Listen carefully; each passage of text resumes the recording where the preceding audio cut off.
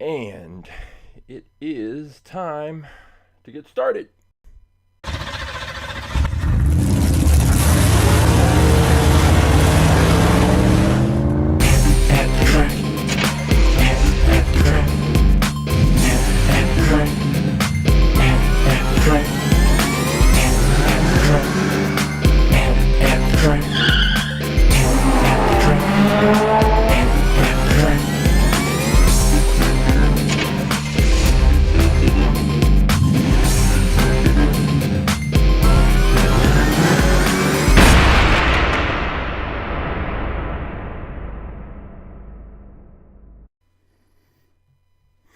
Hey, welcome to At the Track Live. My name is Coach James. I am the creator and lead instructor for All About Aerodynamics. What is All About Aerodynamics, you ask? Glad you asked, even if you didn't ask. All About Aerodynamics is a science program where I use Hot Wheels cars to teach kindergarten through 6th grade students about a range of science and physics related topics, including but not limited to force, friction, aerodynamics, drag, lift, Isaac Newton and his 3 laws of motion, kinetic energy, potential energy, elastic force, a range of topics. After we have covered all the topics, after we've conducted experiments to drive home those concepts, then, and only then, do I bring in about 400 different Hot Wheels cars. And each student gets to select a Hot Wheels car they think would be fastest in a series of races based on everything they've learned in the class. And once they have selected their cars, they take a picture of their cars, they shoot a video of their cars, they weigh their cars, they test the speed of their cars, they check the year the car was manufactured, the materials the car is made of. All of the information that they can observe, they enter that information into a spreadsheet, and then, after they've done all that, they set up a 1/64th scale quarter-mile drag strip and race the cars. We have a little tournament. As they race the cars, they observe how their cars performed. Did their cars perform up to or below their expectations? And if they had the opportunity, would they select that car again, or would they make a different choice? So in the end, we learn science, we have fun with Hot Wheels cars. What could be better? If you would like more information about our science program, All About Aerodynamics, all you have to do is go to our website, aaAerodynamics.com, or you can visit us on Instagram at AAAerodynamics, and all of the information you need is going to be in the bio. You can contact me to find out more information about how to bring our program to your school or your organization or your special event. But this is not all about aerodynamics. This is all about Aerodynamics presents At the Track Live. So what is At the Track Live? Well, before I can bring those cars in for the students to use, I have to make sure that I know which cars I am bringing in so that I can take them back, have them in the right place, and ready for the next group of students. And in order to do that, I have to take a picture of the cars, I have to shoot a little video, I have to enter the car's information into my spreadsheet. And when I first started doing it, it was a really boring, just kind of chore that I had to do. So I came up with the idea for At the Track Live, and now you can see all of the new cars that are being introduced into the fleet. But wait, there's more. Since we have the cars, we're going to race the cars. The track is already set up. But if you would like to participate, all you have to do is go to AtTheTrack.live. You're going to have 3 options: the YouTube stream link, the Twitch stream link, which you don't need because you're already here. And then the third option, the third most important option, is the one that says choose a car. When you select that option, you will be taken to this page. And on this page, all of the cars that are currently in the All About Aerodynamics At the Track Live fleet are listed and numbered. And here they are. We are up to 900 cars. We hit our 900th car last week. So there are 900 different Hot Wheels cars in here. And each car is numbered. So all you have to do is find the car you think would be fastest, faster than the cars that the other viewers have picked, faster than the cars that I introduce, and we will take it to the track and we'll see if you're correct. We have every kind of style and type of Hot Wheels car you can imagine, from little minis and hatchbacks to character cars, fantasy cars, cars based on real cars, cars based on dinosaurs. We have the T-Rex Destroyer, if that's your thing. There's another car that's like a Stegosaurus. So dinosaurs, we've got you covered. The Turbo Rooster. I don't see how this is rooster-like, but if chickens and roosters are your thing, we've got you covered. Maybe you like SUVs. We've got Hummers. We've got Mercedes. Why can't I think of it? What's the Mercedes truck thing? Actually, no. You know what? That's not. Doesn't matter what I can't remember the name, but it's not in here because those trucks are a little too wide to go on our track. So don't worry about that. But there are other kinds of trucks and SUVs in here. There are Corvettes. There are Ferraris. There are muscle cars. There are cars from we've got this Arachnarod. We've got spider cars. We've got cars from the 70s, cars from the 80s, cars from the 90s, the 2000s. One of the cars from the 80s. Hey, Never Ending Christopher. This one, the Basher 2. This was one that Never Ending went with last week. It's one that I had when I was a kid. It is from the 80s. It is metal on metal. It is heavy. And with the cars being on the mirror, when you click on them, you can see the reflection and kind of usually get an idea if the car is going to be, the more modern cars will be a metal body on a plastic base or a plastic body on a metal base. There aren't too many of the Hot Wheels cars, the just mainline cars, the basic cars, that are metal on metal anymore. And they're rarely plastic on plastic. That's usually reserved for the kind of cheap knockoff cars, of which I had some that we raced a few weeks back. We have there's a tank. This tank, the Invader, that was definitely selected.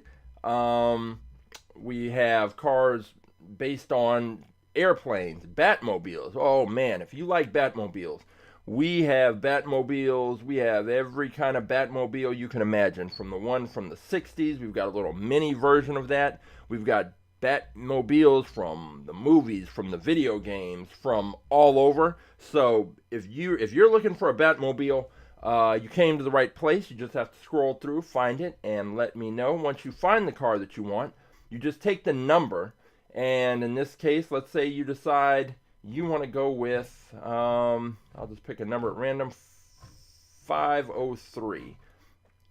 Let's say you want to go with car 503, the Swoopy-Doo. If you decide the Swoopy-Doo is for you, then all you have to do is take the number, in this case 503.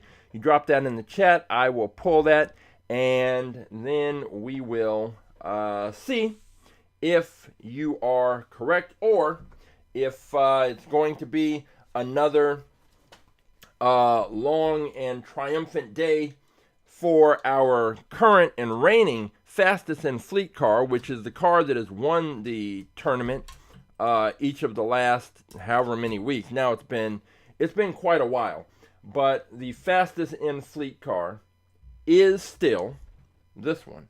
It is the wrong button. This one, the BlitzSpeeder.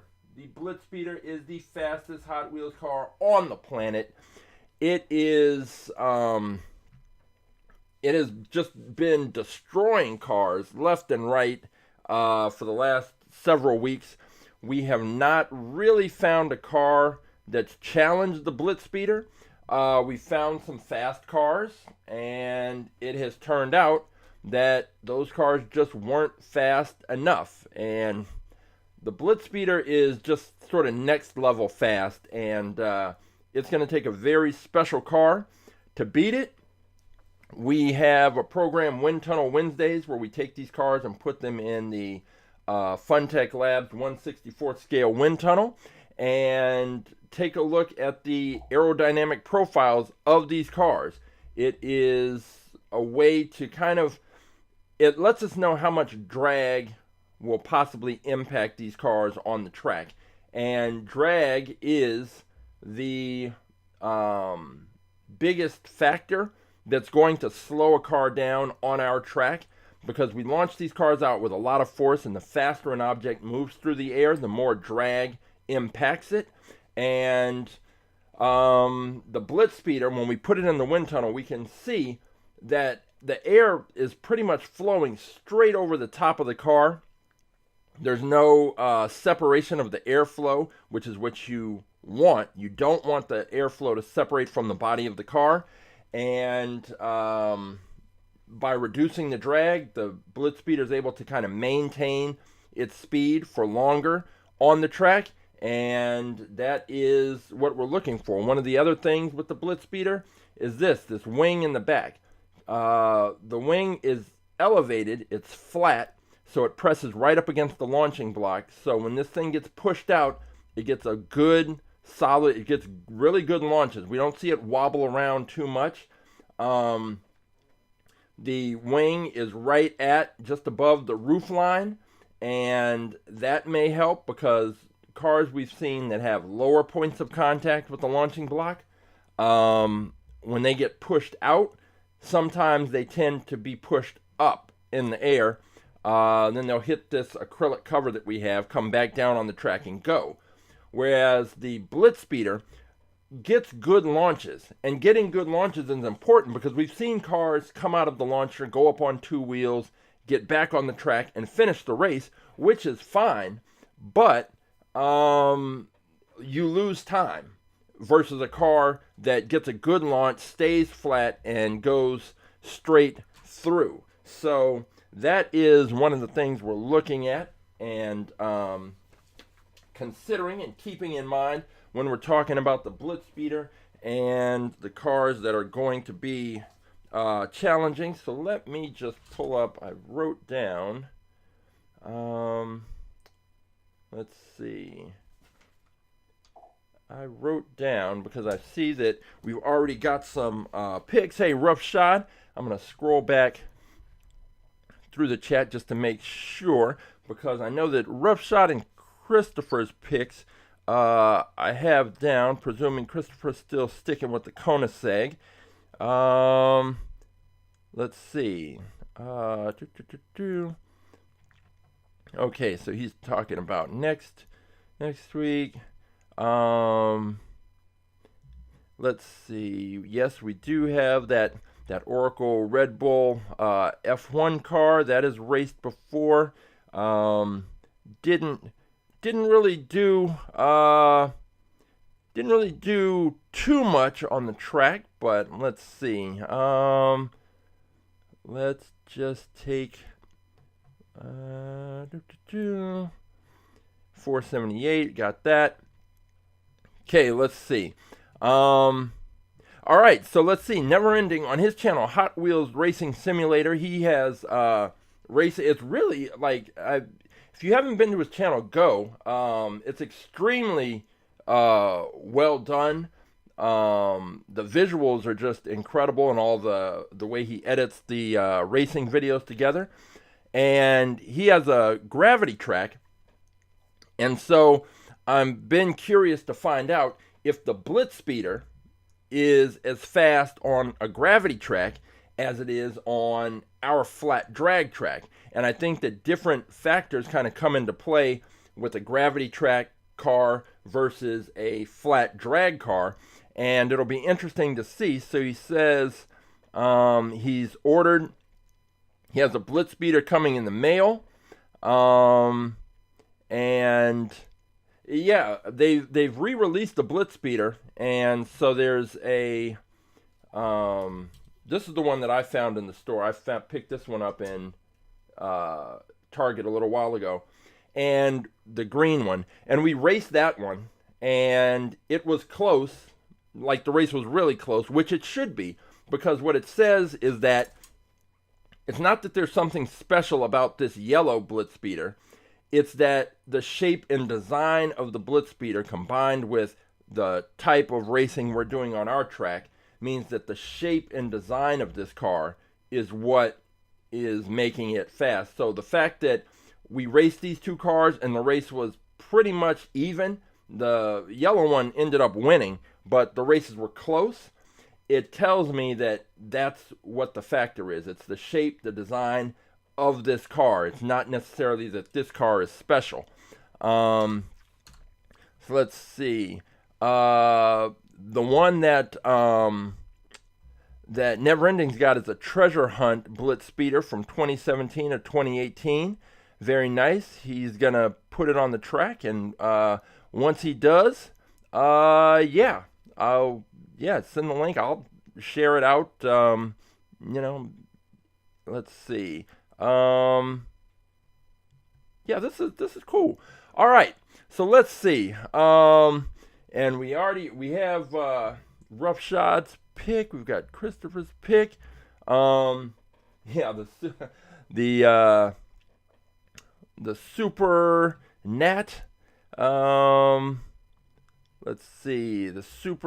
Christopher has the Gravity Track, that Super 6-lane raceway, and I have one of those in storage. I just don't have the space to use it, but I do bring it out with the students because there is an experiment that we do about kinetic and potential energy where I use that track.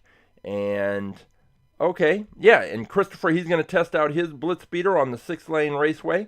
So good, give us that feedback. So it'll be interesting to find out because when you're racing on a gravity track, weight is a bigger factor, because on our track we know that between 32 and 36 grams is right about where you want the car to be.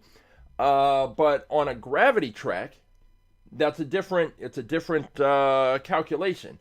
Maybe there's a different weight that is better on a gravity track, because with our cars, when they fire out of the launcher, they're as fast as they're going to be right at the beginning of the race. From that point, gravity, drag, and friction are slowing the cars down. So our cars are slowing down as the race moves on. On a gravity track, the cars are starting off slow, and then because of gravity, they're picking up speed. So there's a point, that little kind of, usually on the gravity tracks, there's a point where it curves down into the flat section. And just before that is probably about where the cars are hitting their top speed. So it's different. And we're going to see if, from Never Ending, from Christopher, if the BlitzSpeeder can hold up. Can it perform and outperform cars on some of these other gravity tracks? No, I can't use my 6-lane track because I just don't have space, and I don't have the camera set up in order to kind of capture it. So with the track we have, there's a whole rig thing that I built with the lights and all that. So it's pretty specific to the track that we have. But once you guys do the test, I'll be very interested to see and hear how it turns out. So whichever car you pick, go to AtTheTrack.live, select choose a car. You've got time because I'm going to introduce some cars. We're going to look at the cars that have been picked so far, and we are going to find out which of these cars is going to be the one to end up ultimately challenging the BlitzSpeeder for the fastest in fleet title. Let's go back here. I found, I was cleaning some things up, and I found this car, which is, if I can pull it out, found this, and it's an old thing that Hot Wheels made. It is a car with a camera right in front, and what you can do is put this on the track and race it, and you get a sort of first-person perspective of a car racing down the track. Now, this is old, and the camera is not good, so the footage is usually pretty grainy. But I found the charger, and the charger's working. So, presuming I can turn it on. Yeah, you turn it on, it gives a little Hot Wheels thing logo there, and it's working. Trying to see if I can. Yeah. So you can kind of see the screen there, and if I hold the car above it, right there. Anyway, you can see my hand at least. So I think we'll put this on the track and see what kind of footage we can get. It's like I said, it's really grainy. You could probably find these if you wanted one on eBay or Amazon, or probably not Amazon because they're not new, but on eBay. I don't know what they're going for, and I don't even remember what it's called, but it should fit on the track. Let me double check. Test with the launcher, and yeah, it fits. It will fit right in there. So we'll actually be able to send this down the track, and I don't know how, I forget how to start recording with this thing, but we'll figure it out, and I'll post that footage. Let me just plug it back in.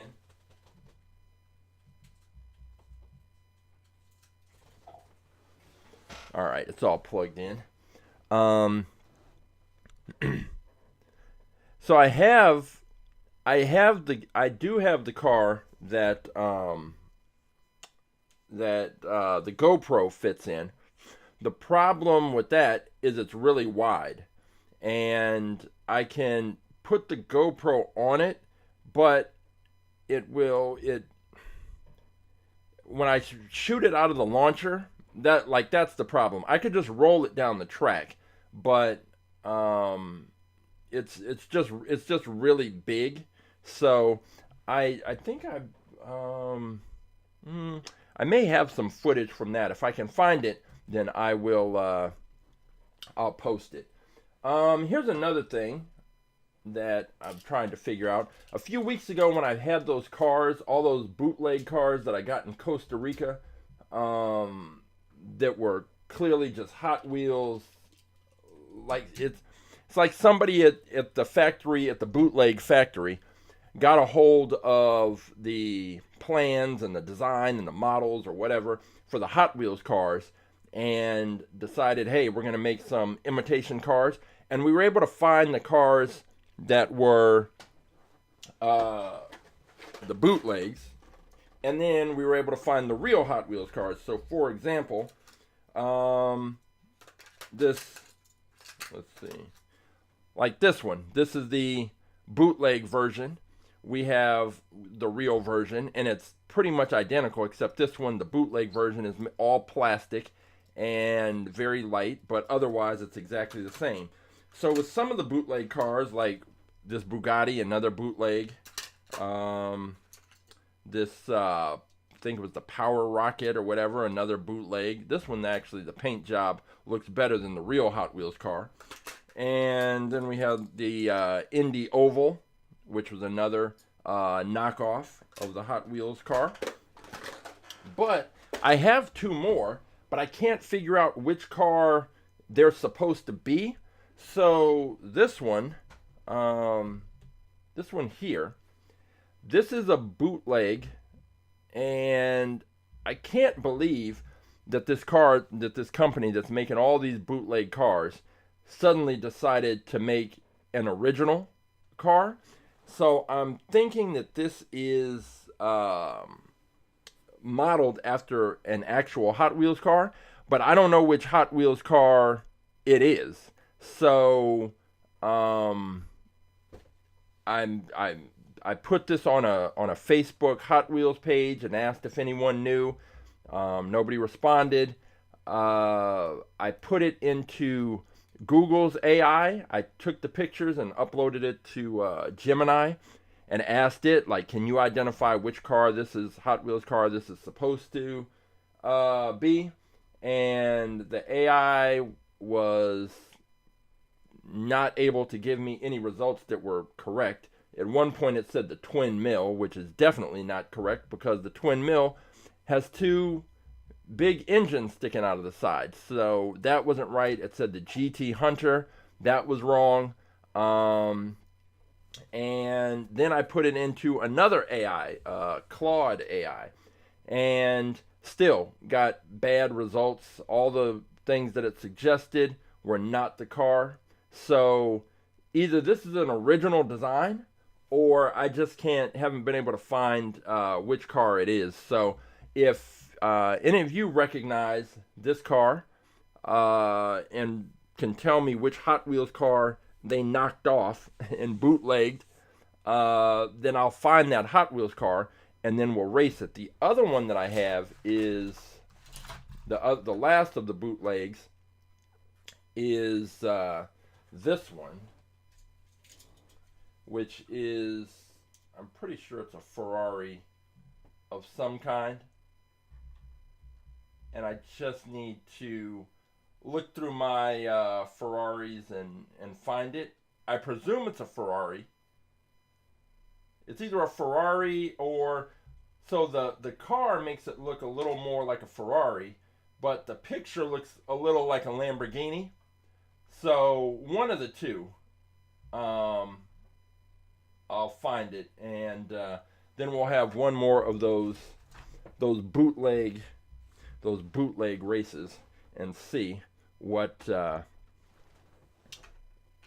outcome is. Although we found out, so it's interesting, the bootleg races I like those because the cars are exactly the same except for the fact that they're made of cheaper materials and they're lighter. So we have the exact same car, but we have a lighter version, and the lighter versions got blown out on the track, which shows how much drag impacts these cars. Because you would think if cars are getting the same amount of force, that the lighter car would get pushed farther faster, but that's not the case because drag is slowing those cars down. So there is a point where cars are too light to be effective, which is why we have that range, 32 to 36. That's where you want to be with your cars if you want to seriously compete for the title. So, all right, let's take a look at the cars that we are going to introduce today. And when I found that camera car, oh, by the way, like here's another BlitzSpeeder just laying around.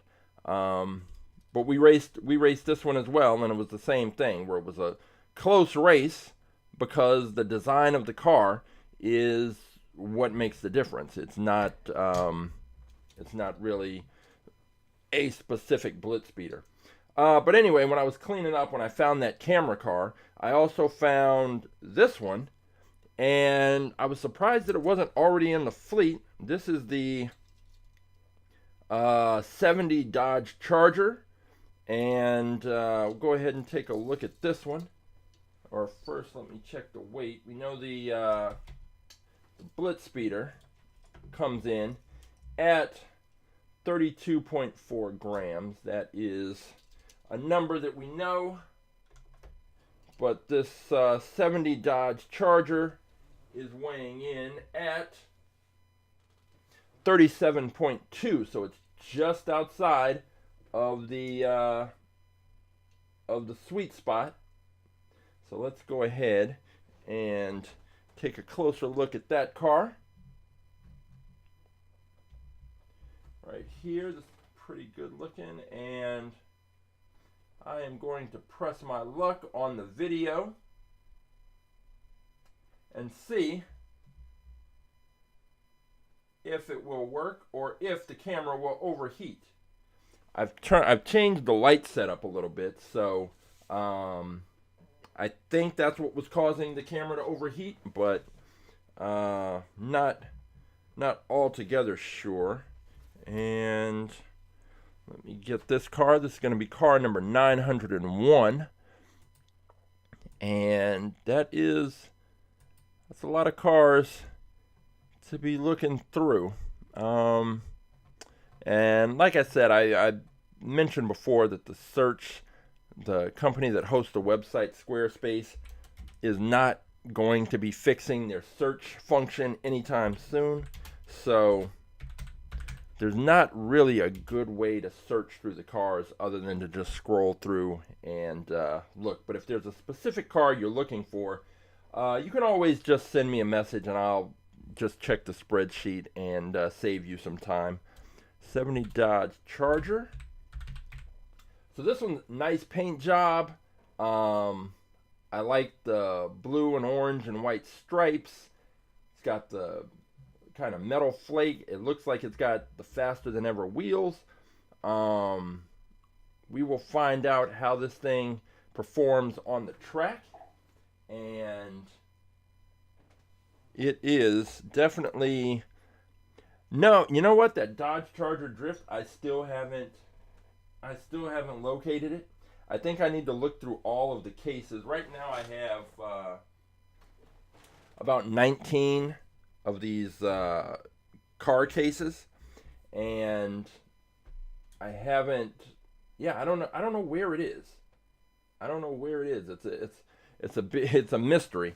And if I'd put it back in the wrong place, then there would be a different car there, and usually it would be an easy fix. But I don't know where that car is.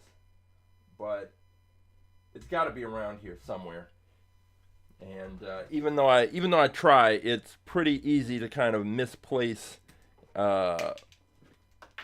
these cars. So I always try to, at the end of every stream, just try to put every car back exactly where it's supposed to be.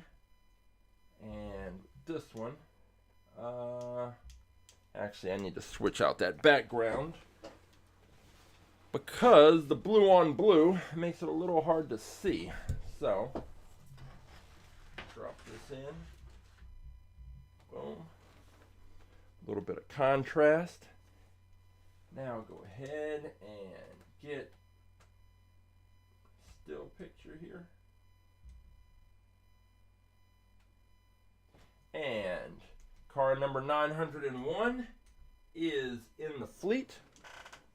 And it is the 70 Dodge Charger, which is, I don't know, I don't know why this wasn't already in the fleet, but every once in a while I just find loose cars, and this one, I mean, this is a lot of nice detail, the little Mopar graphic on the back. It's got the wider wheels at the back, the standard wheels at the front. We'll see if that makes a difference. Just a good looking car. I don't know if it's going to be fast, if it's going to be competitive, but it's a good looking car nonetheless. So the 70 Dodge Charger, the manufacturing year is 2010. I always like to put that in there just in case I need to some other piece of information to help identify the car. Let's see. We have another one that I just found loose is this 18, maybe I had something against Dodges, this 18 Dodge Challenger SRT Demon.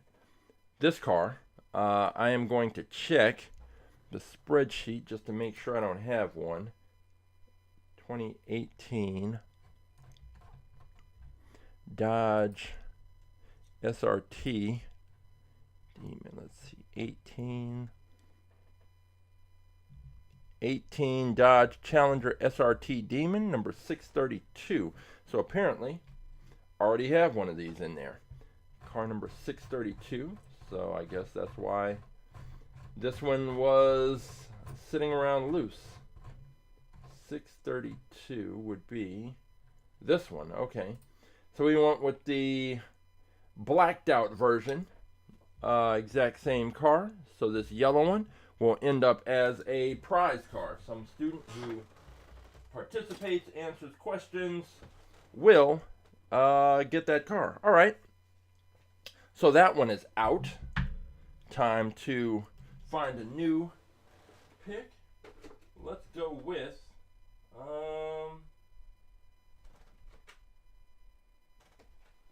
we've got this one. And I'm always a sucker for these kind of minivan, bus type deals.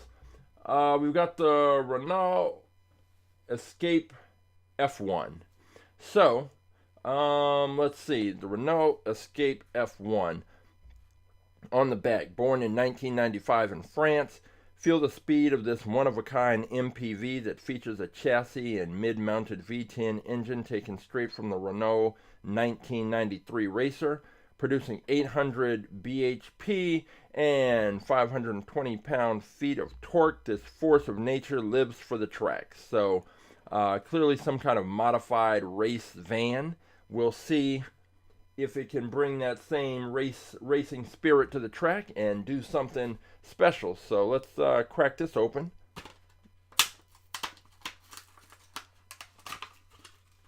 The Renault Escape F1.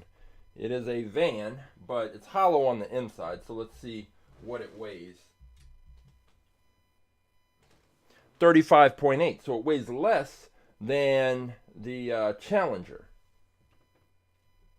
or the Charger, which is interesting.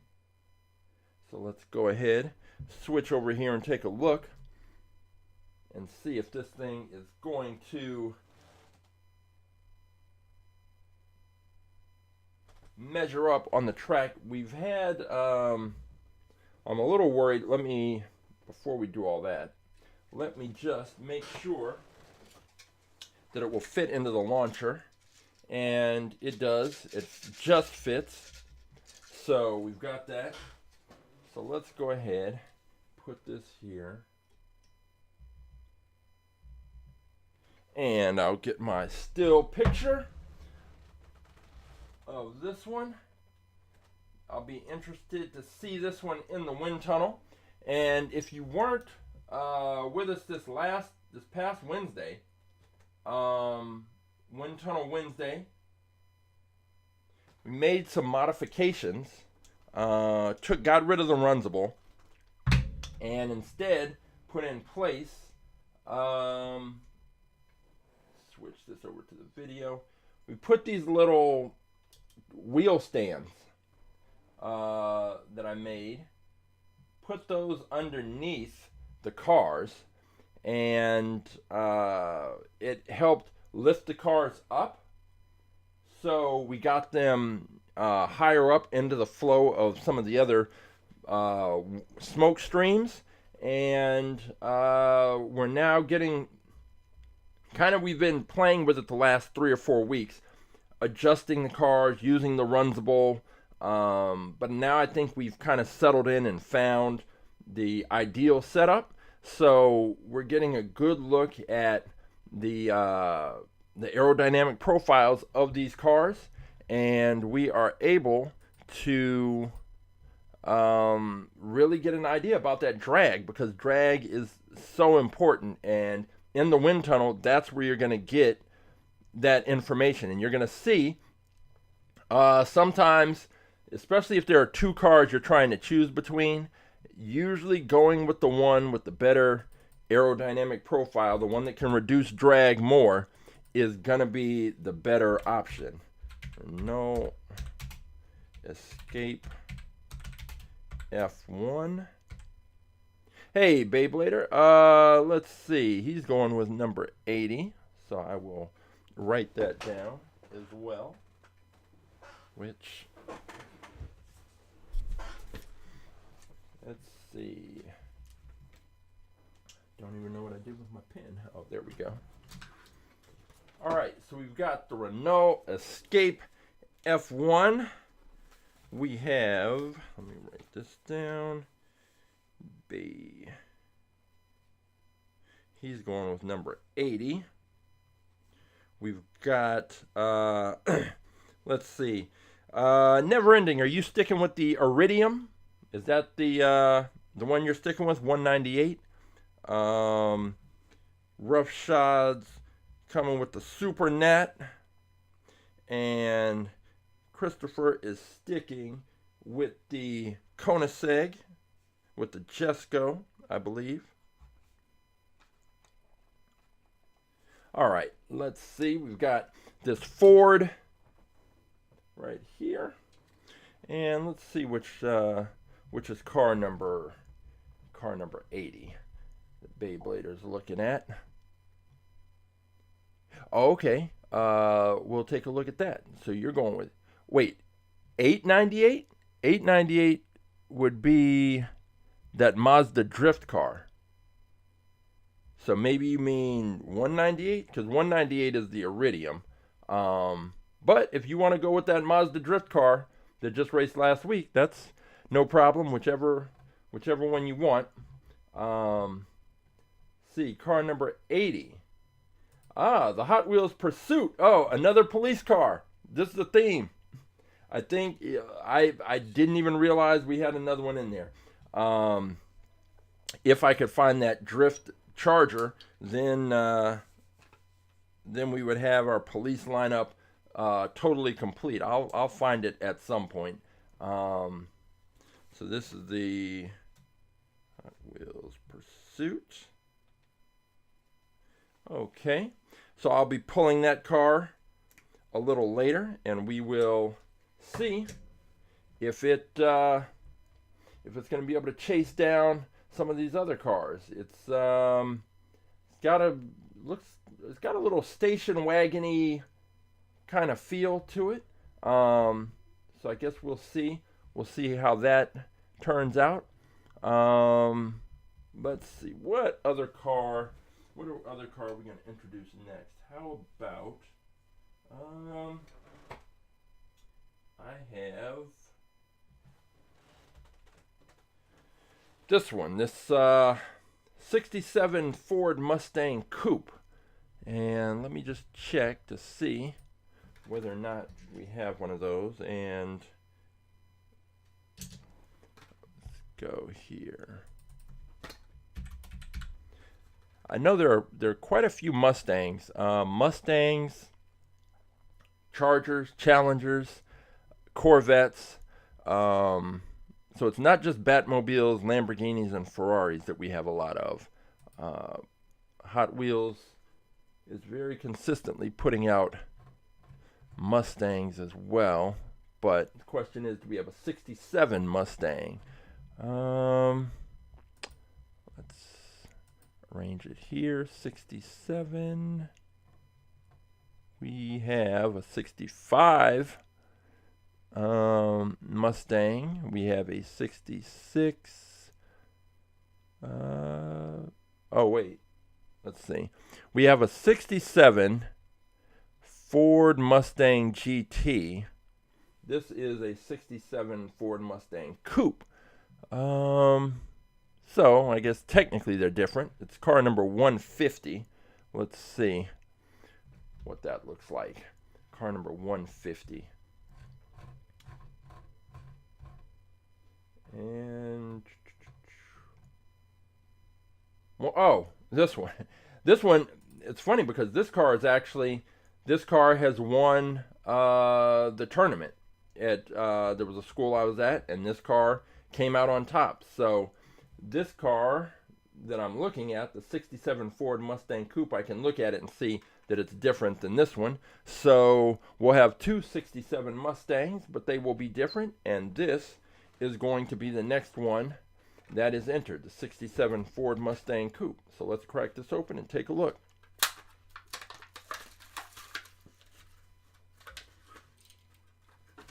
All right, what does it weigh? It weighs 43 grams. This is, wow. Okay, let me double check that. 43 grams is what it weighs. Wow, this is, it's unusual for a car to be, oh, so turns out it was not the light setup that was overheating the camera. So I don't know what it is, but let's get this thing back on. And I will just shoot. I'll just take my still picture, and yeah, like I said, it's unusual for a car, just a regular car, to be this heavy, especially a modern car. If it was one from the 80s or some from the 90s, I could understand that, but I don't think this car is that old. No, it's listed 2024. So it's just, yeah, it's unusual for a car to be that heavy, and that is not going to be that tends not to be a good thing on our track. A car being 43 grams, that may be more than the Invader, that tank that got picked a while back. So I have different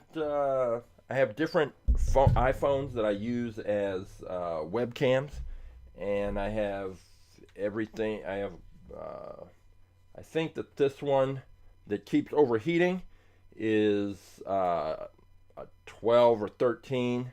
The main one is a 15. There's some 10s around here as well, I think, out on the track. All right, let me get this picture.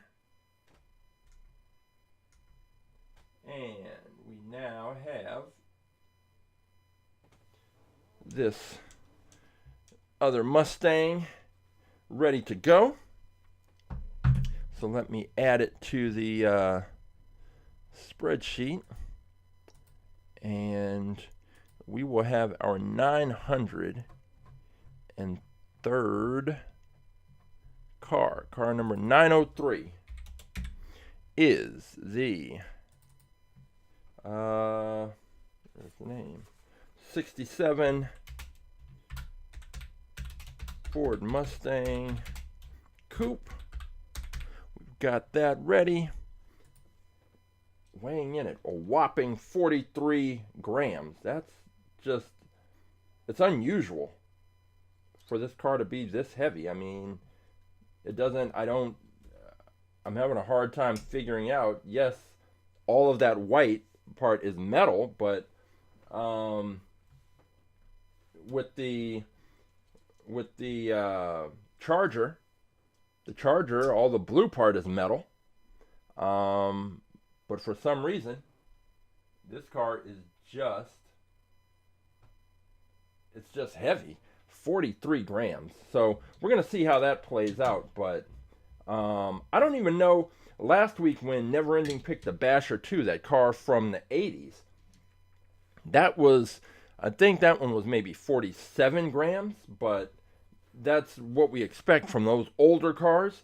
But for a car that's pretty new, to be that heavy is strange. But hey, that's how it goes. We're going to see what happens on the track.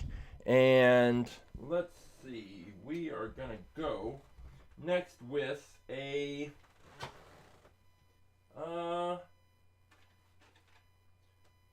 we're going to go Matchbox. And we are going to go with this one, the Karma Revero. And I think we may have a Karma Fisker in the bunch, but I don't think we have a Karma Revero. Let me just check. We don't have either. So let's crack this open and take a look. We had a cool Matchbox car last week that did pretty well. But in general, Matchbox cars just have not been as fast as the Hot Wheels cars. And since Mattel makes Hot Wheels and Matchbox cars, I'm wondering what it is that they're doing differently that prevents the Matchbox cars from keeping up with the Hot Wheels cars. I don't know. But something's different. All right, let's see. We've got this one. It just looks pretty standard. Kind of has that look of like some of the Teslas that we've have in the fleet and have raced in the past. So let's go ahead. Let me drop some fill light in here.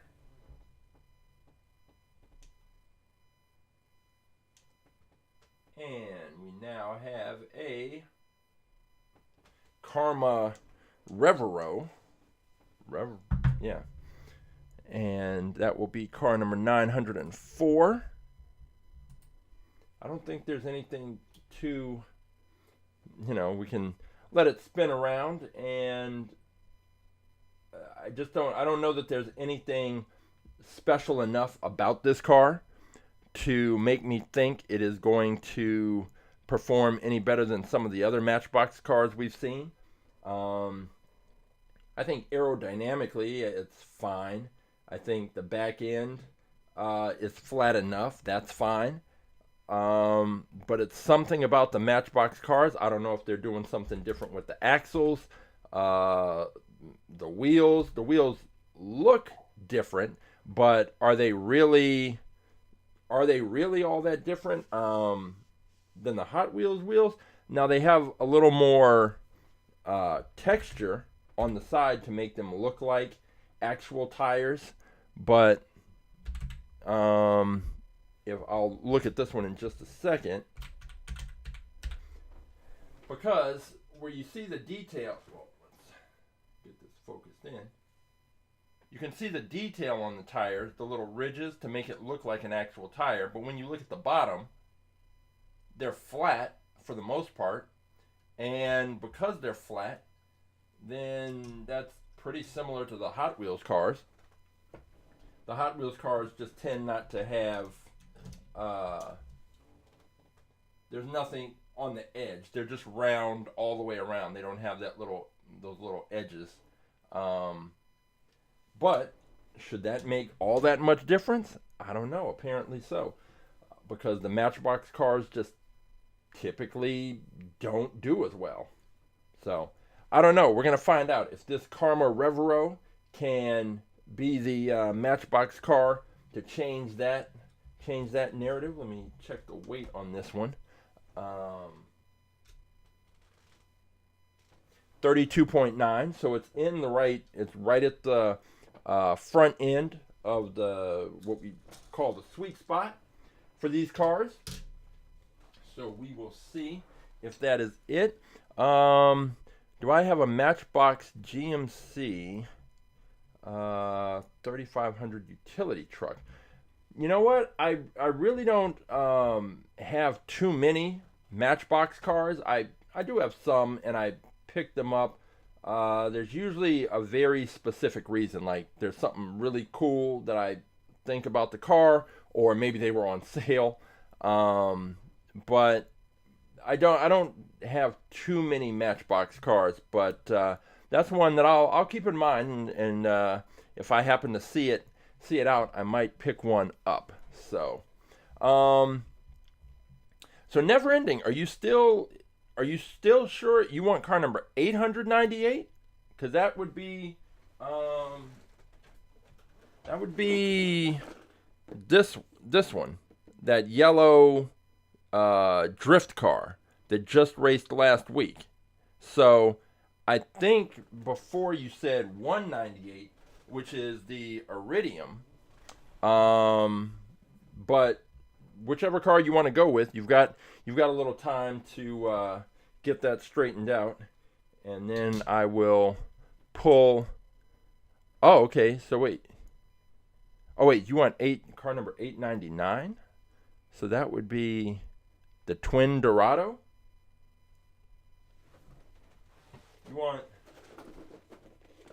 You want this one? Yeah. So wait, you said you had 898, then you said that was a typo, and you put 899, so that would be this one, which also just raced last week, the Twin Dorado. I don't know if that's what you want, we'll do it. But we know how that car performed just last week. The Twin Dorado, yeah, it raced. It raced, and it didn't fare all that well. I'm pretty sure it had to have raced, because yeah, we had it in the mix. But like I said, your initial pick last week was the Iridium, but you're free to make. Okay, so now he's going 267. Let's see what 267 is. 267 is going to be the Riley and Scott Mark II. Okay. Okay. So this is not, I don't see anything wrong with this. It's a very interesting pick.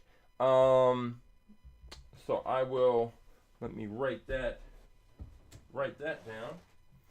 We are talking about going with the car number 267, Riley and Scott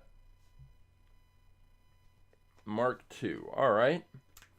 So we've got, that's an interesting car that I'll be curious to see it in the wind tunnel on Wednesday, because especially with that cockpit, what I'm hoping for you is that the back of that cockpit, like right behind where the driver's seat would be, is open.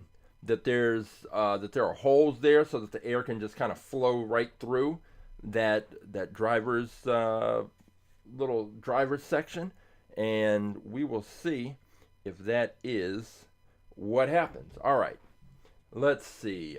We have the 70 Dodge Charger. We have the Renault Escape, kind of minivan. We have the surprisingly heavy Ford Mustang, and we have the Karma Revero.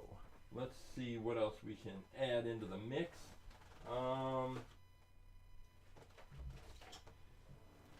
We are going to throw in this one of the last ID cars that I have that is not in the fleet, the Jurassic Park Jeep. Do I expect it to be fast? Not necessarily, but if it does not have a windshield and that air can just flow right on through, maybe. If it's got a windshield, it's probably dead on arrival, but we'll see what happens. All right, the Jurassic Park Jeep. Let's flip this open. The ID car. There it is. And let me slide it out of the package. Oh, there we go.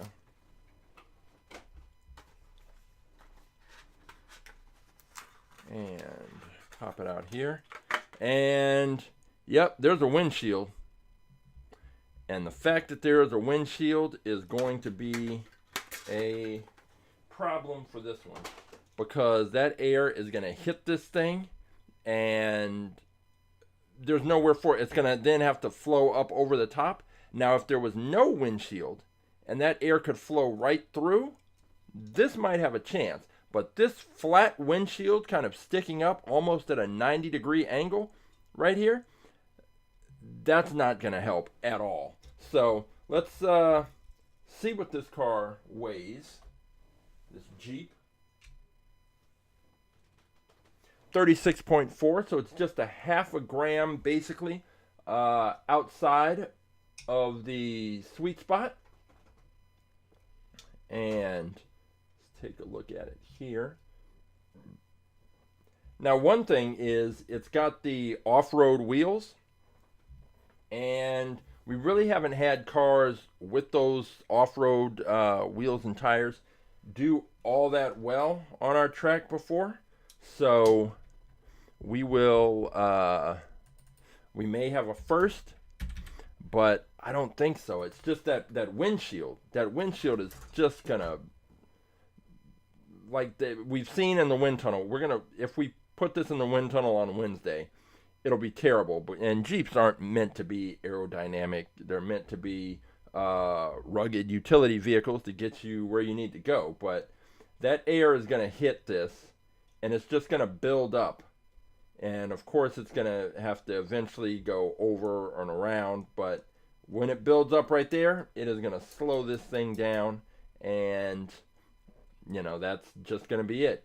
Again, if this did not have the windshield, then it might have a shot, because the air would just flow straight through there, and it would pretty much, you know, the roll cage wouldn't really impact the performance. But race the cars how we pull them out of the package. I don't do any modifications, so I'm not going to be taking the window out. And this is just how it's going to be. This is the Jurassic Park Jeep. And we will go check the manufacturing year, which is 2018. And you talk about the details, and this is a premium car, so I don't know if it's going to focus in, but they've even went so far as to put the Jurassic Park logo right there under the tail light. Let me see if I can kind of see it there. They've even got the little registration number, the 2018. They've painted the lights. Like, look, all the detail they put into just the tail lights. The white at the top, the black lines to indicate the differences that you would see with the plastic covers on those. We've got the Jeep logo, of course, Jurassic Park logos, the tires, World Series tires. I mean, just all the detail. That's why I love these ID cars, because they were premium cars, but they had plastic wheels because they had to work with the ID track. So you just got so much detail and things that you wouldn't really get from cars that don't have the real riders and the rubber wheels. So because you can obviously still get premium cars, but you can't get, they come with the rubber wheels, and that's just not any good. And maybe that's what hurt this whole ID car line, is that people, when they pay more for the cars, probably tend to want the rubber wheels, and that's, I can understand that, but for me, I love the fact that you could get a premium car that just had regular plastic wheels. All right, let's see here. All right, so we've got the Jurassic Park Jeep in the mix.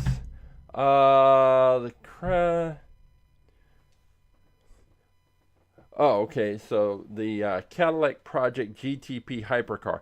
That was one, it's interesting because that car was one that I really thought was going to do well on the track and be fast, but it is, if I remember correctly, it might be metal on metal, but I remember the body is metal, and it's pretty heavy, heavier than I would have thought, and it is not, it did not do very well on the track. There's certain cars that I pick up, and I'm really hopeful. There's one that came out last year, the Aerodynamic, and I thought, oh, perfect, all about aerodynamics. The Aerodynamic, it's a small, kind of F1 inspired fantasy car.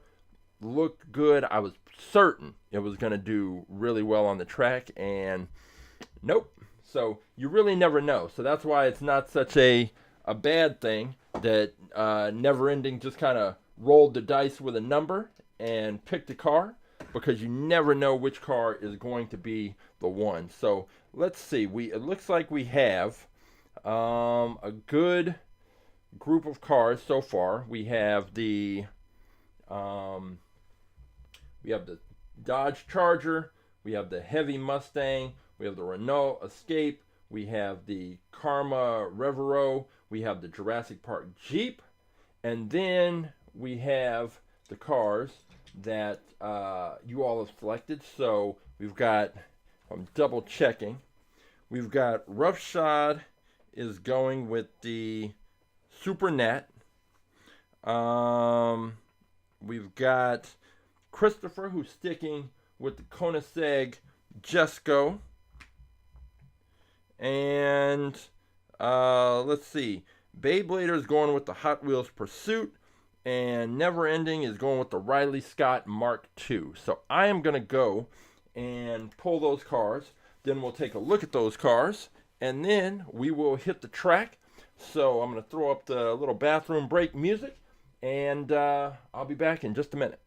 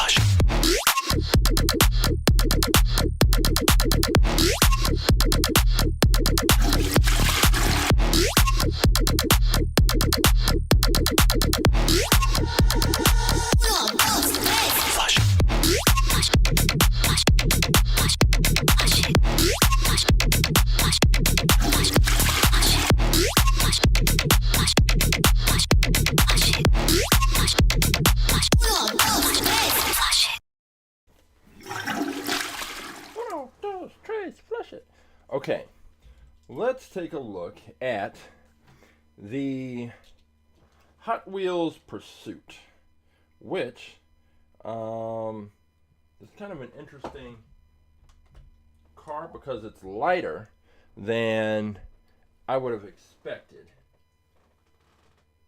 Yeah, much lighter. I was correct. It weighs in at 27.9 grams.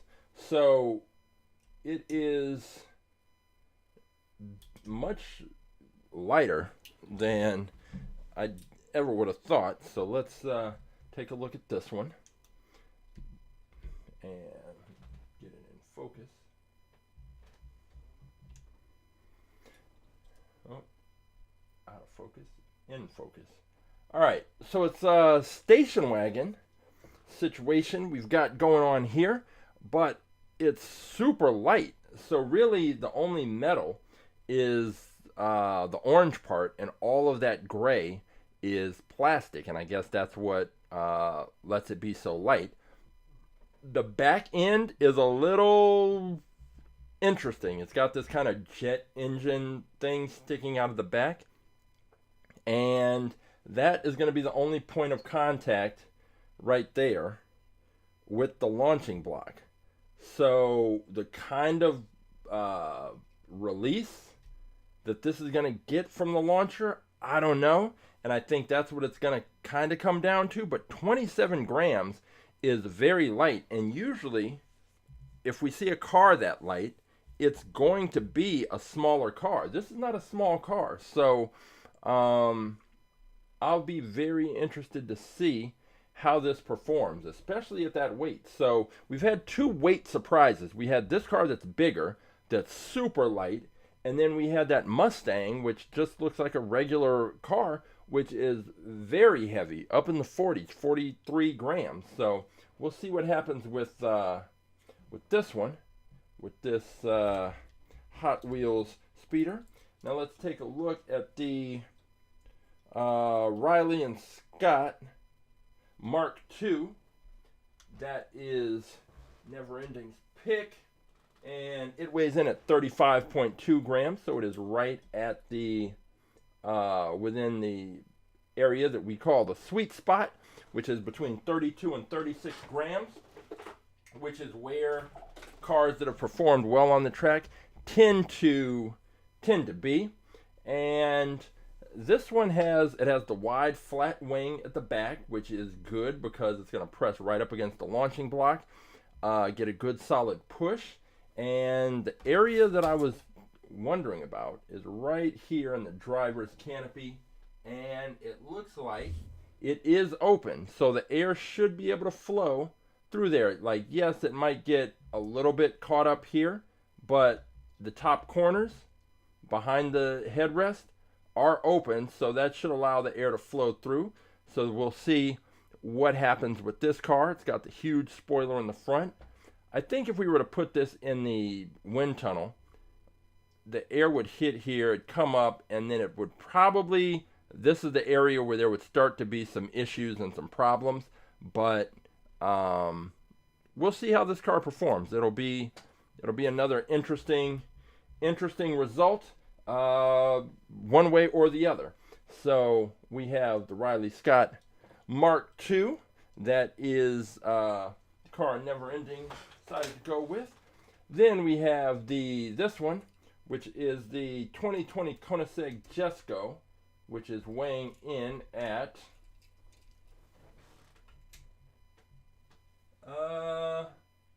33.4 grams, so it's right in the sweet spot.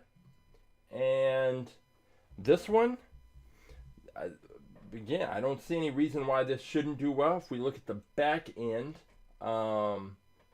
it's got this part of the wing will be touching the launching block, and if it looks like it might be even with this back part, so it's going to have points of contact up high and kind of a lower point, and that's good. In terms of the design, it's got, you know, a traditional kind of supercar look and feel to it, and then it's got these two fins, rails coming off the back, and then this wing, and I don't know how that's going to impact the car's performance. Maybe it will, maybe it won't. But this is another one that I don't really have a guess as to how it's going to perform.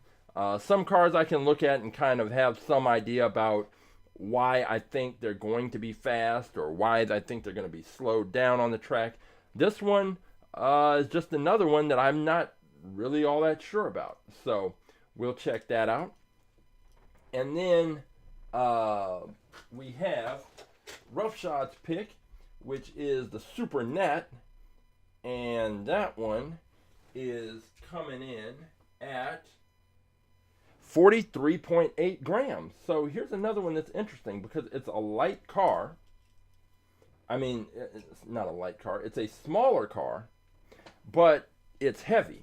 And in checking, the reason why it's heavy is right here. It's because it's got a metal base. So it's got a metal base, and this white part is also metal. So it's a little deceiving because it kind of looks like, if you were to just look at the reflection in the picture on the website, it looks like it is a metal base with a plastic body, but it turns out all this white part is actually metal, which means this is metal on metal, and metal on metal equals heavy, and this is 43.8 grams. So it's just as heavy as the Mustang, which is, in some ways, it's a longer car. I don't know if it's necessarily a bigger car, but they weigh exactly the same. So I think we're going to have to go Super Gnat versus Mustang and see which of the super heavies are going to come through and perform on the track. So we have a pretty good solid lineup. We've got a mix of different types and styles of cars. We've got cars with different weights that are in the mix. We have the one. I was gonna say we have the one taller kind of minivan, but we have the van and we have the Jurassic Park Jeep. So I think we're gonna be having the van and the Jeep go head to head. We're gonna have the Super Gnat and that heavy Mustang go head to head, and then from there we'll just have our races and see which car comes out on top and which car is going to ultimately be trying to face and take out the BlitzSpeeder. So, as always, if this is your first time watching an all about aerodynamics at the track live race, this is what you are about to see. You are going to see our 3 camera track view, and the cars are going to start at the top of the screen on the left in the launcher. I'm going to give a countdown. 3, 2, 1, race. I'm going to hit the switch. The cars are going to come firing out of the launcher from top to bottom. They're going to pass out of the bottom of the screen on the left and show up at the top of the screen in the center. These cars are going to come from the top to the bottom, pass out of the bottom of the center screen, and show up at the top of the screen on the right, which is our finish line cam. The cars are going to come from top to bottom. They're going to cross the finish line, and the winning car will be indicated with a solid red light. A solid red light indicates the winning car, and a flashing red light indicates the losing car. We have best 2 out of 3 races, and after each race, the cars switch lanes, so that no lane gives any particular advantage. We test this out before the races start. And if a car crashes and leaves the track, then that car is disqualified. Well, I'm sorry. If a car crashes and leaves the track once, we just throw out the results of that race, line the cars up again, and let them race. If a car crashes twice consecutively, then that car is disqualified, because a car that crashes twice consecutively in exactly the same way suggests that there is a problem with the car's design and the force of the launcher that's going to cause the car to crash, and that's not going to be resolved by just running the race over and over again. So you crash and leave the track twice, you're disqualified. Now, if your car crashes but does not leave the track, we've had that happen many times. Cars crash, they flip upside down, but they stay on the track. That counts. Your car just lost. So if your car is going to crash, what you want it to do is crash and leave the track. Don't crash and stay on the track. You're not helping yourself. So that is it. That is what we're looking at. We've got a good set of cars all ready to go. So I am going to gather them up, and I'm going to head over to the track, and I will see you over there in 30 seconds.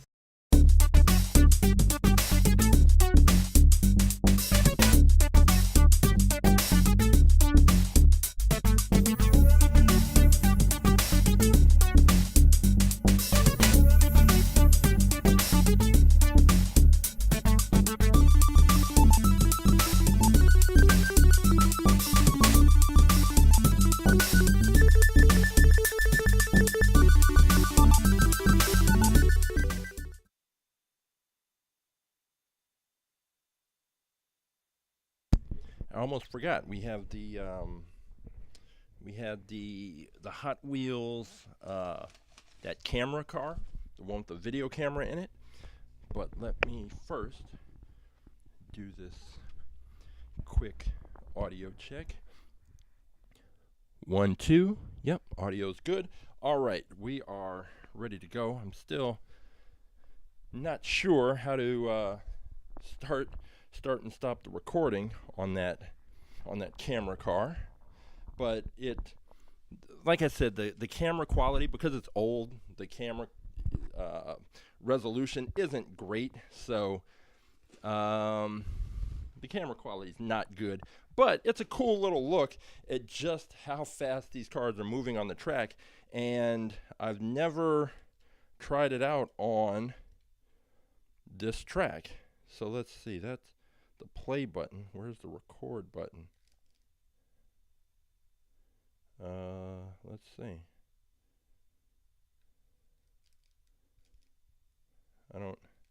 There's a couple of settings on here. Oh, let's try that. Go here, and then there's a track. It's got a track setting and then something else, but I don't see. Oh, maybe it's this button on the top. There's a button right on the top that you press, and I think that is what starts the recording. I think so. I think this is recording now, so we are going to blow off the lens and put it on the track and see what happens. Yeah, that's definitely it. You just press the button right on the top, and that's how it works. All right, let's get this car lined up. And what we're going to get is just, this is going to be the first time we've had this car on this track with this launcher at these speeds. So let's see how this plays out. Well, I'll like I said, I'll post the footage later. 3, 2, 1, race. Hey, that car is pretty fast. You know what? You know what? We have a new entrant. The camera car is going to be in the mix. Because that was, I would say that pass looked BlitzSpeeder fast, and the camera car is going to be in the mix today. All right, we've got a new entrant. That would be wild if the camera car ends up being our fastest car. All right, let's get these cars pulled out here. We're going to start off right from the beginning. We're going with the heavies. We're going with the Super Gnat, and we're going with this Mustang. We're going to see which of these two cars is going to be the one to take the title of, or at least not necessarily take the title, but we're going to see which of these cars is going to be the one to represent for the big boys, for the heavyweights. And can we have a heavier car make it far in our tournament? We haven't had that in the past, but there's a first time for just about everything. And we're going to have the Super Gnat rough shots pick in lane 2. We're going to have the Ford Mustang, I believe it was a 67, in lane 1. So both these cars weighed in at about 43.5 grams, and that is just really heavy for cars on our track. But this is what we have, and we are ready to go. So race number 1, Super Gnat in lane 2, Ford Mustang lane 1. Here we go.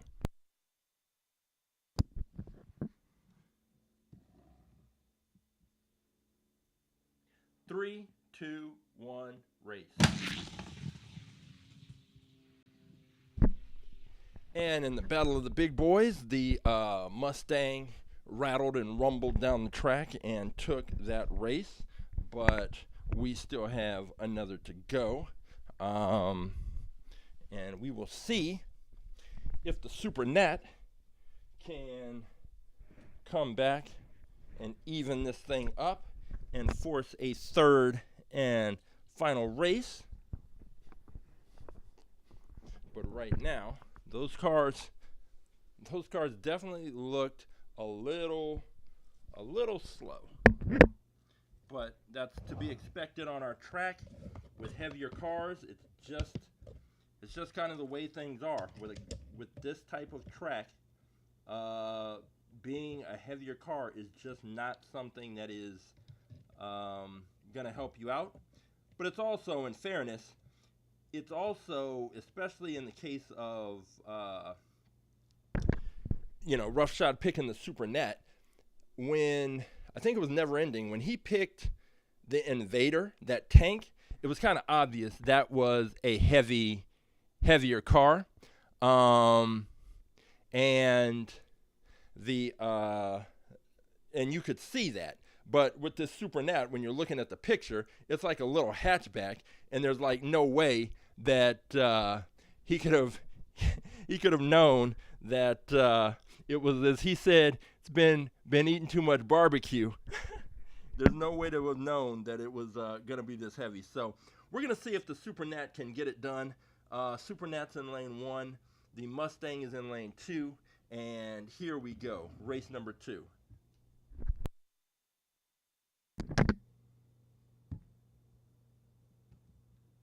Three, 2, 1, race.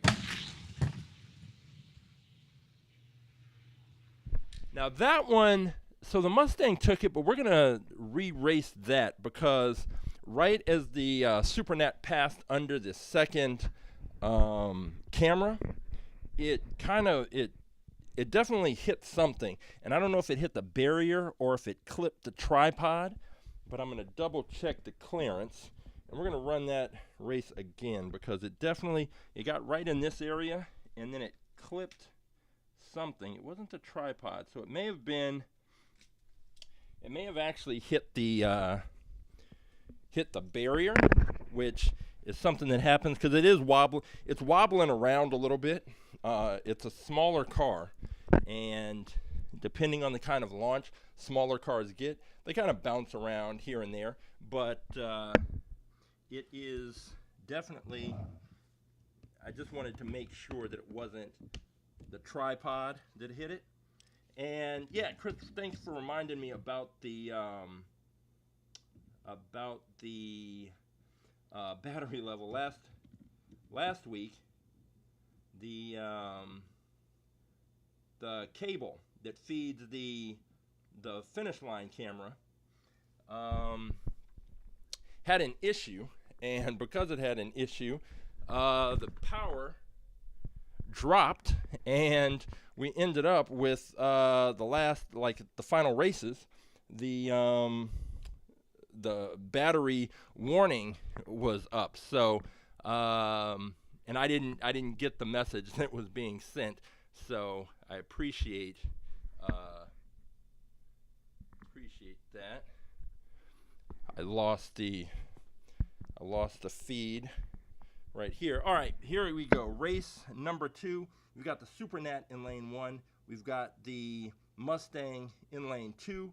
Race 2. Here we go. 3, 2, 1, race. Oh, that wasn't even kind of almost close. That was a pretty brutal beating that the Mustang inflicted on the Super Gnat. So the Super Gnat goes down, and that car that's just one of those sneaky situations where that car was a little too it was too heavy, period. That's kind of the bottom line. Hang on, I just need to make an adjustment, because my screen, the little side screen that I use to keep track of the comments and the video feed, that screen reset. I'm gonna have to double check that. And all right, get this stuff back. All right, so we had the race with those two, the two heavy cars. Now we're gonna get the race of the two, I would say bigger cars. It's gonna be that Jeep. Really, is this thing still? I cannot see on this side screen. It is not showing me what it's supposed to be showing me. So I'm kind of flying blind here, but I will go back to check the other computer just to make sure that everything is still good. All right, with these cars, we are definitely going to have to use the taller acrylic covers. Let me swap that out right now. And okay, so with this Jurassic Park truck, it is too tall for the acrylic cover. So I've got one little trick that I can do to raise up that side. Let me try that.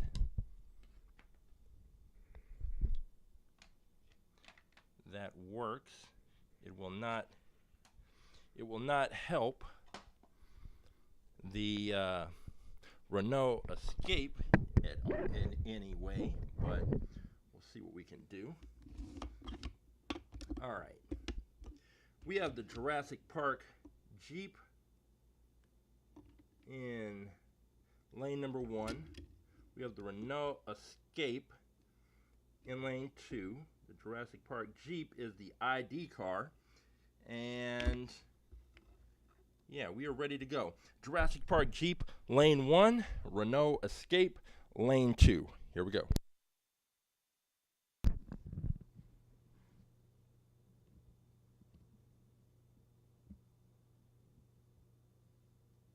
3, 2, 1, race. Whoa, that Jurassic Park Jeep, Jeeps find a way. So we've got the Jurassic Park Jeep that just took off and really made a pretty big statement. But it's also possible that when we see races like that, that one car is really slow. So it's possible that the Jurassic Park Jeep is fast. That's a possibility, but the real issue is probably that this Renault F1 is just slow, and that's most likely the case. But we're gonna see, because these cars are gonna switch lanes, and we will see how it works out. The Renault is some kind of sporty minivan situation, and this Jurassic Park Jeep is just that, a Jurassic Park Jeep. All right, we have the Jurassic Park Jeep set up in lane 2. We have the Renault Escape in lane 1. Race 2, here we go.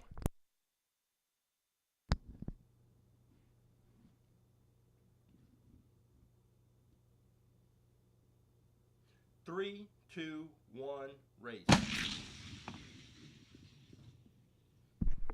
That Jurassic Park Jeep is I want to say it's fast. I mean, that race showed that it was fast, but I still don't know what's going on with this screen. So I can't see certain things, but what I could see was that Jurassic Park Jeep taking off and winning that race. Let me come all the way back here just to check. All right, let's see. We have the Jurassic Park Jeep. We have the very heavy Ford. So we've got those two moving on up. All right, let's go with, we're going to take Christopher's Koenigsegg Jesko, put that up against the Matchbox, the Karma Revero, something. Let's see. We know it's the Matchbox car. And get everything swapped out. Move this in. All right. Boom. We are going to put the Koenigsegg in lane 2. It is a supercar, hypercar, and then we've got the Karma, which is, I'd put it on the level with some of those Teslas that we've had on the track. There's nothing really all that special about it, but the fact that it's a Matchbox car suggests that it's probably going to be slower. There's just something about Matchbox cars, they can't hang on the track. They have a hard time. So, here we go. Koenigsegg Jesko in lane 2. Matchbox Karma in lane 1. Race 1, here we go.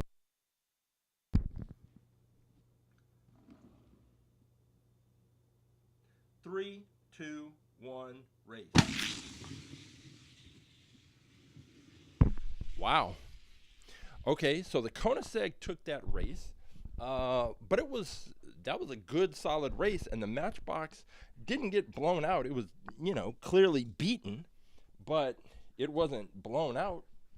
It wasn't an embarrassment, so that's pretty good, especially for a Matchbox car that we see a kind of close race. But the Koenigsegg definitely looked fast. So we've been seeing some, at least in 2 of the races, some impressive performances. So I liked what I saw from that Jurassic Park Jeep, really liked it. And so far in that first race, the Koenigsegg, pretty good. Pretty good.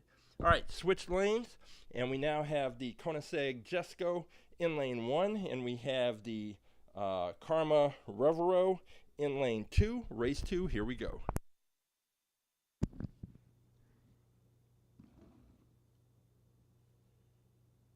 Three, two, one, race.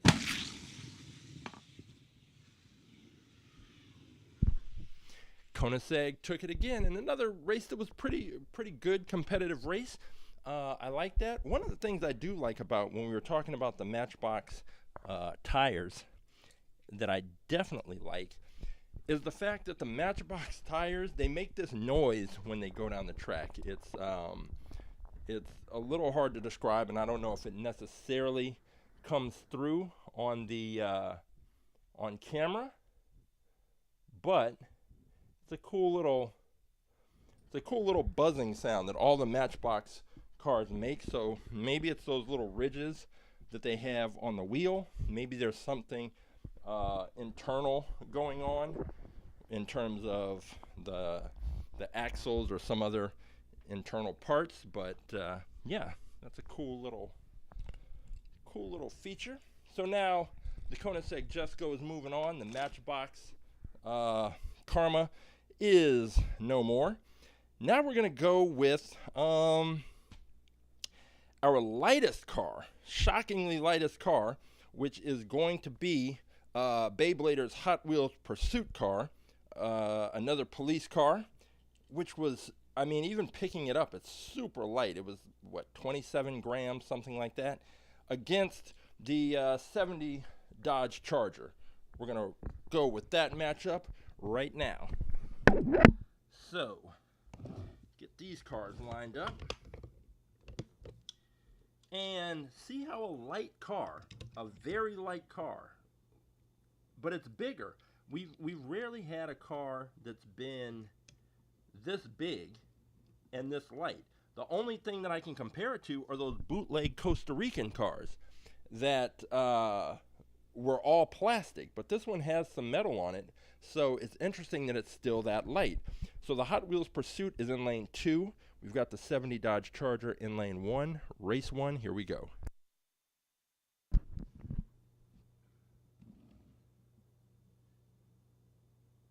Three, two, one, race.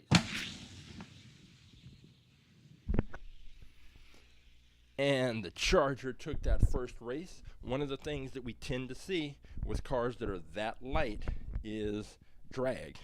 Drag just slows those cars down, and they don't have enough weight and to kind of carry them through and keep that speed up.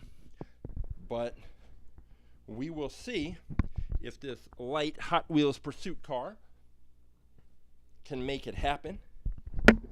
If it doesn't, then we will be moving right along. So far today, we have not had to have a third race in any of these matchups. It's been pretty clear. The car that has won the first race has won the second race. It's been, yeah, just like that, one of those days. All right, we've got the Charger now in lane 2. We've got the Hot Wheels Pursuit in lane 1. Race 2, here we go.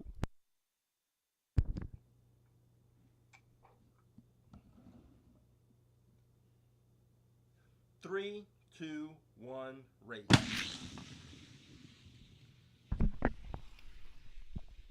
So what you saw there was the cars started off and they were pretty even.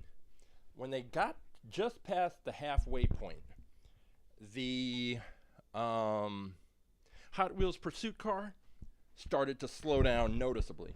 And what it looks like when you're watching the races, it looks like the other car is speeding up, but we know that's not the case. So, since we know that the other car isn't speeding up, what's happening is the one car is slowing down. And it's slowing down so significantly that it looks like the other car is speeding up. It's a little optical illusion, and it is why lighter cars are just typically not good matches on our track. So, but it's also just kind of like with Roughshod and the Super Gnat, having a lighter car is something that you can't know, especially just looking at the pictures. And in this case, it's something that would throw you off anyway, because the Super Gnat is a small car, weighs a lot. The Hot Wheels Pursuit is a bigger car, doesn't weigh a lot. So, you know, it's just one of those things that that happens. So we are going to move ahead, and now we still have, we're going to have Never Ending. He was picking some cars, had some, we were trying to figure out exactly which car it was that he wanted to go with, that he was going to go with. He ended up picking kind of a number at random, but ended up with a very interesting car, this Riley and Scott Mark II, and we are going to see that car go up against, let's have it go up against the Koenigsegg. That's what we'll do. We're going to go Koenigsegg Jesko against the Riley Scott. I'm wondering, this camera car almost seems like a ringer, and I don't know if I should legitimately put it in the mix or not. I don't know. What do you guys think? Should I put the camera car in the mix? We ran it down the track just to get the footage, but it seems like to me that it appeared to be really fast, and if that's the case, then should it be included? But it's not a typical traditional Hot Wheels car. It's you know, I don't know what's in there. I know there's a camera in there, but other than that, it might just be a hollow plastic body, so that's really not necessarily fair. Maybe we'll just throw it in at the end, just for the sake of throwing it in. But our official race next up right now is the Koenigsegg Jesko, Christopher's pick in lane 2, against Never Ending's Riley Scott Mark II in lane 1. Here's race 1. Let's go.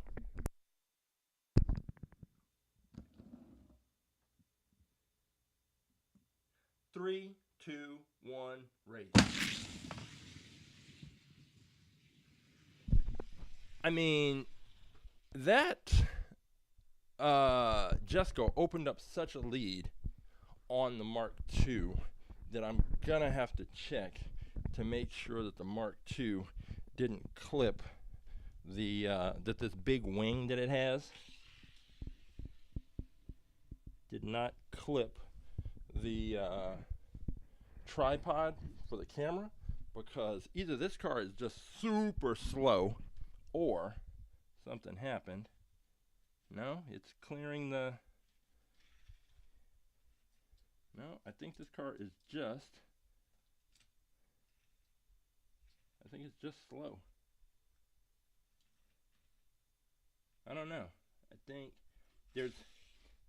Oh, it looks like there may be some friction issues with this car because it's a little wide.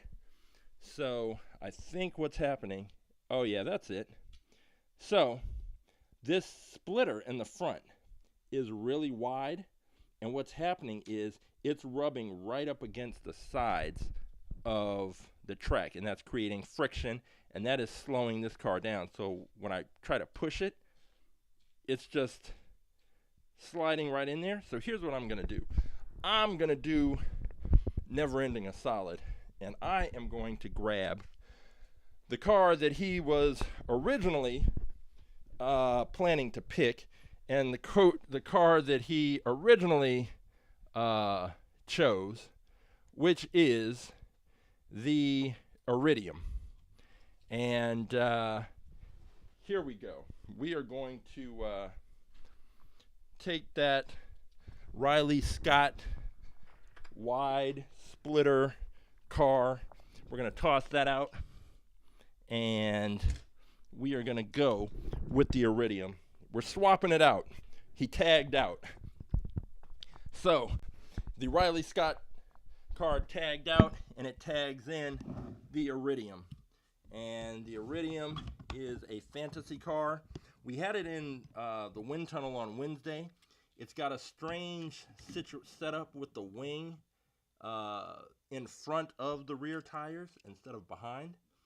So now the Iridium is in lane 1, and we have the Koenigsegg Jesko in lane 2. Race 1, here we go.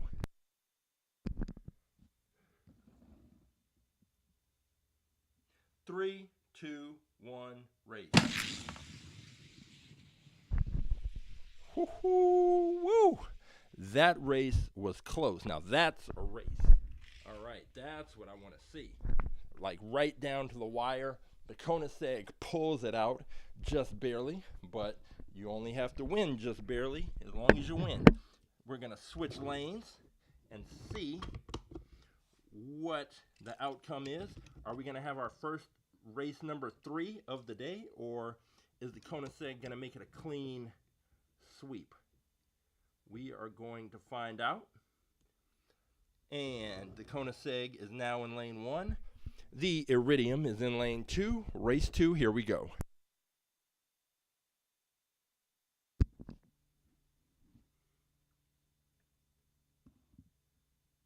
Three, two, one, race.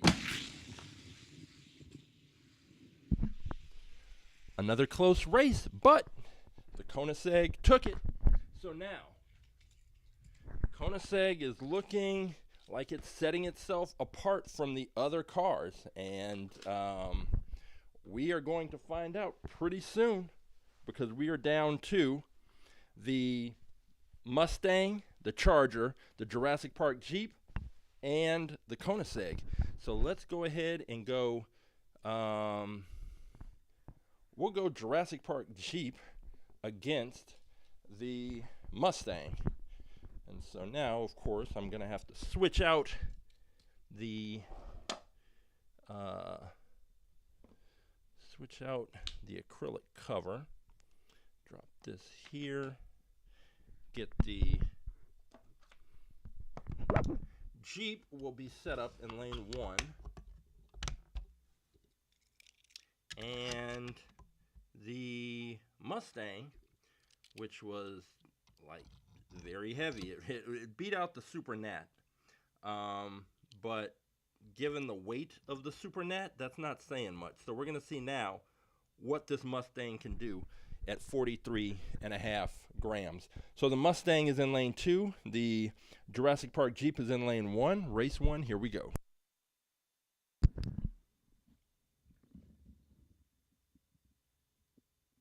Three, two, one, race. That race was pretty close. The Jurassic Park Jeep is slow. Whichever car was racing the first time, the minivan, the Renault Escape, is super slow. So that made the Jurassic Park Jeep look a little faster. Turns out it's not faster. It's slower. So these two big, heavy... Well, the Jurassic Park car isn't heavy, but its aerodynamic profile is terrible. And so we have one car with a bad aerodynamic profile and another car that's just heavy. And they slowly made their way down the track, and neither of those cars is going to beat the Koenigsegg or the Charger. But it won't have to. Really, it's only going to have to beat one of them, because those two cars are going to be racing in our next matchup. So we're switching it around. We've got the Jurassic Park Jeep in lane 2. We've got the big, heavy Mustang in lane 1. So we are ready for race number 2. Jurassic Park Jeep lane 2, Mustang lane 1. Race 2, here we go.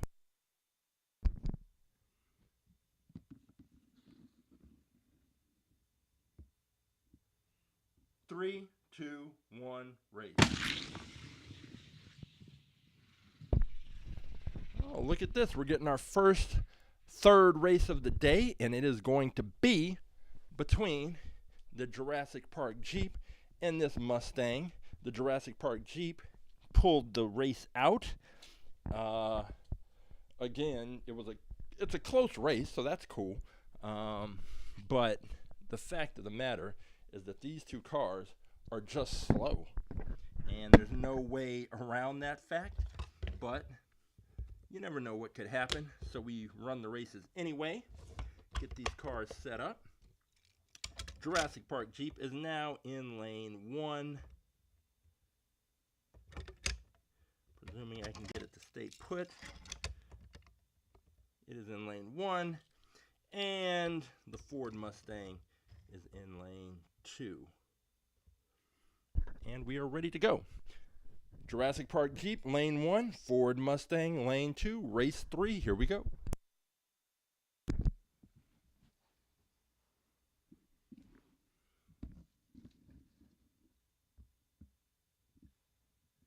Three, two, one, race.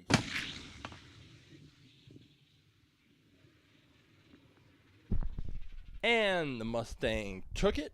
So in the battle of two cars that were just, fighting it out, slugging it out, the Mustang came out on top, which is good for me because it means we can just use the standard acrylic cover and don't have to make any kind of weird modifications.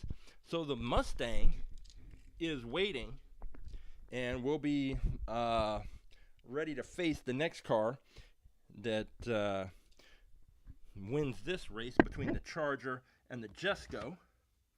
Let me swap these parts out. And we will see what we've got. We'll put the Jesko in lane 2. We'll put the Charger in lane 1. And we are ready to go. Race 1. Koenigsegg Jesko lane 2. 70 Dodge Charger in lane 1. Race 1, here we go.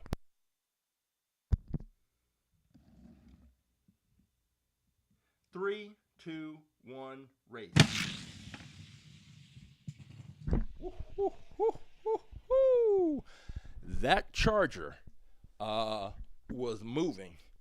That was something. The Jesko crossed the line, bounced back, and crashed. But we will have a second race. It's still got an opportunity. Let me just check the chat.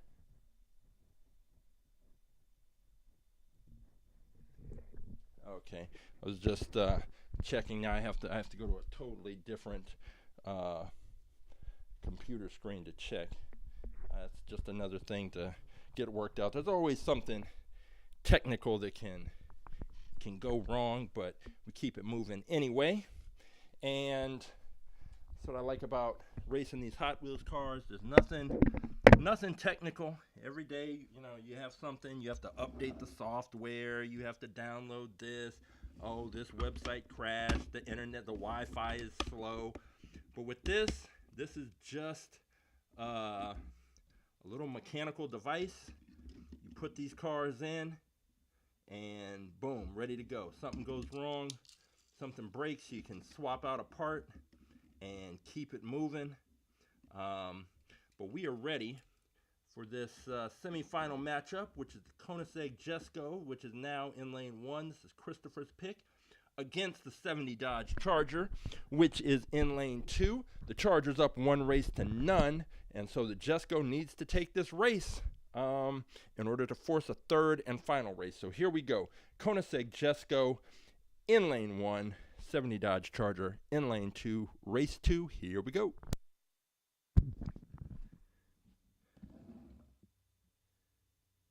Three, two, one, race. That race was much closer, but the Charger still pulled it out right at the end and is going to be facing the Mustang in what is just, on the surface, going to be an absolute destruction. The Mustang, weighing in at 43.5 grams, has somehow managed to inch its way into the finals. And congratulations. If it can take this win, it will be the heaviest car to have won our tournament by, by far. 43 grams is just, it doesn't sound like a lot, but for Hot Wheels cars, it's pretty massive. So, especially for modern Hot Wheels cars. For old ones that are metal on metal, it's not that big a deal, but in this era, it's huge. All right, so what we're going with and looking at is the Ford Mustang in lane 2 against the 70 Dodge Charger in lane 1, race 1. This is our finals. Here we go.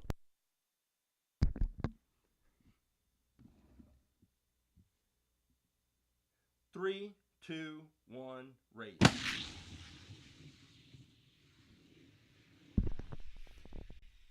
That race was a lot closer than I expected. There was no way that I expected the Mustang not to get blown out and absolutely destroyed. But it turns out that wasn't the case, which is why you have to race the cars, because you just never know. You just never know until you race the cars.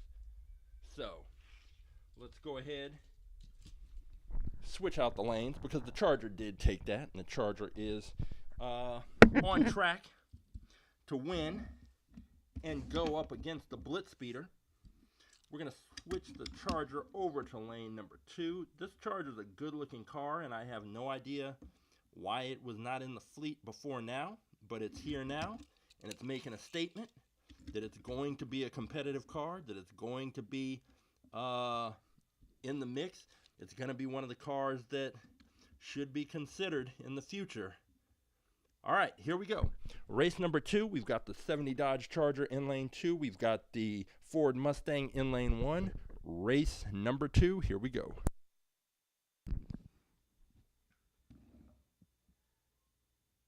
Three, two, one, race. And the Mustang, it represented well for the big boys, but that's all it did because it lost. And we now have a situation where, I mean, the Mustang lost. It didn't lose by a lot, but the Charger is now going to take a bit of a step up in competition because it's got to take on the BlitzSpeeder for the fastest in fleet title. And if you're having trouble with the Mustang, what are you going to do with the BlitzSpeeder? So we're going to find that out in just a minute. The BlitzSpeeder is lining up in lane 1. The Charger is in lane 2. And get this thing lined up. It doesn't want to stay put. Can this Charger come out of nowhere and take out the BlitzSpeeder?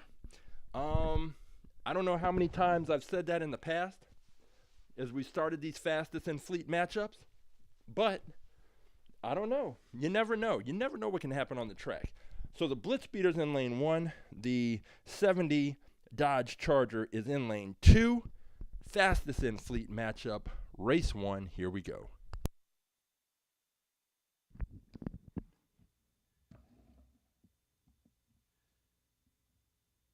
Three, two, one, race.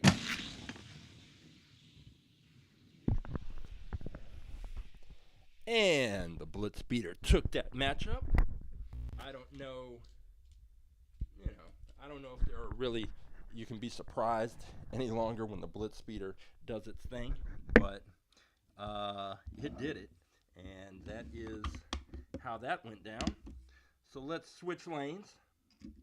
Put the BlitzSpeeder in lane 2 and the 70 Dodge Charger in lane 1.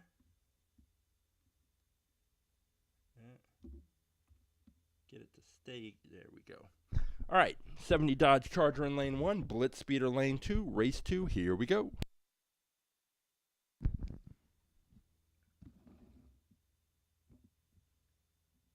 Three, two, one, race.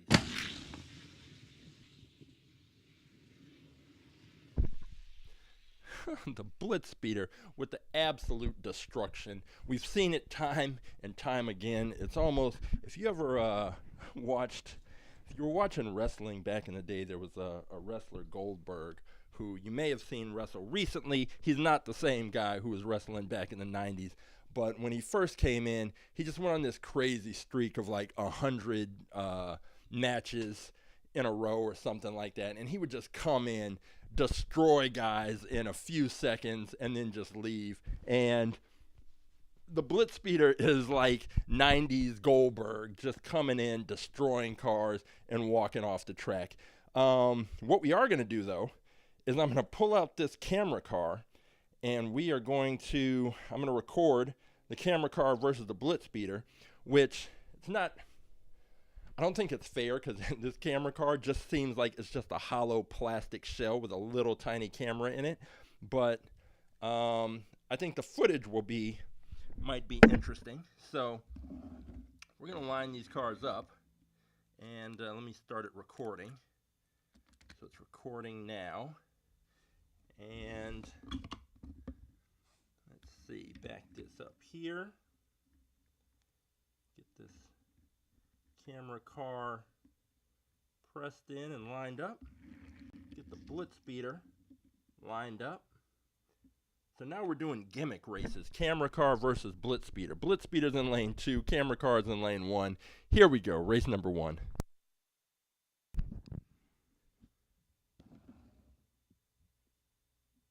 Three, two, one, race.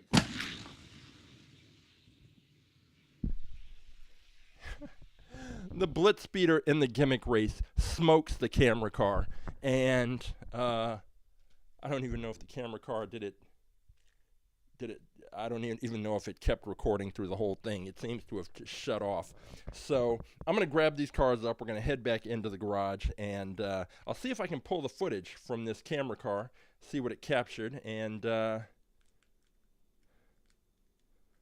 yeah, I don't know. It might be, well, let's see what happens. Oh, I see. The battery's really critically low, so I think that's why it shut off. All right, I'm going to grab these cars, head back in the garage, and we'll take a look, see if I can pull this footage. I'll be back in just a minute.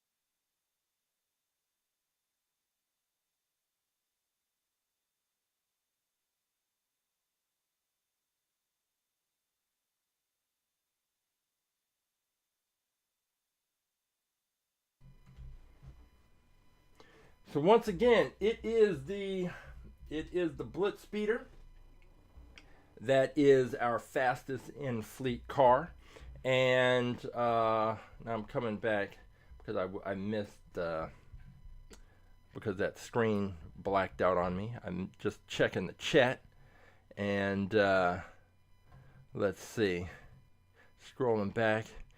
Yeah, that's it. That Super Gnat was just too heavy. Let's see.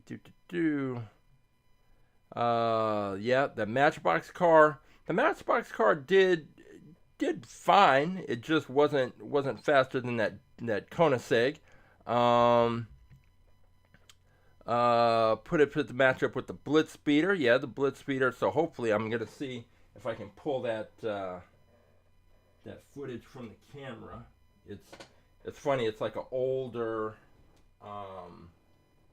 It's an older cord, and so I'm trying to see if I even have any USB, the old school USB connectors set up. Yeah, exactly.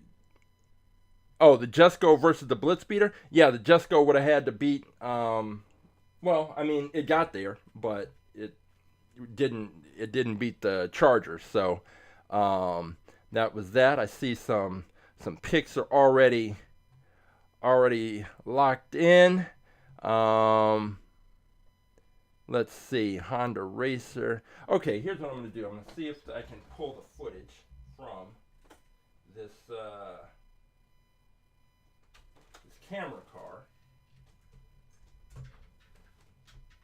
and see if this works. Hopefully it got that that footage. Let's see, Video Racer. So I guess that's what it's called. If you're looking it up on eBay, it is called the Video Racer. We've got 2 files here. I'll move those to my downloads folder. It is copying them over. They're video files, but they're pretty small. Come on, is this thing? Oh, just copy. That's all I need you to do. Copy these 2 files over. I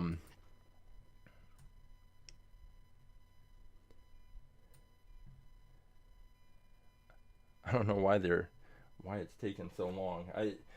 It's an older USB connection, but in the meantime, while we wait to see if that actually works, then I will take a look at that Charger. That Charger did very well.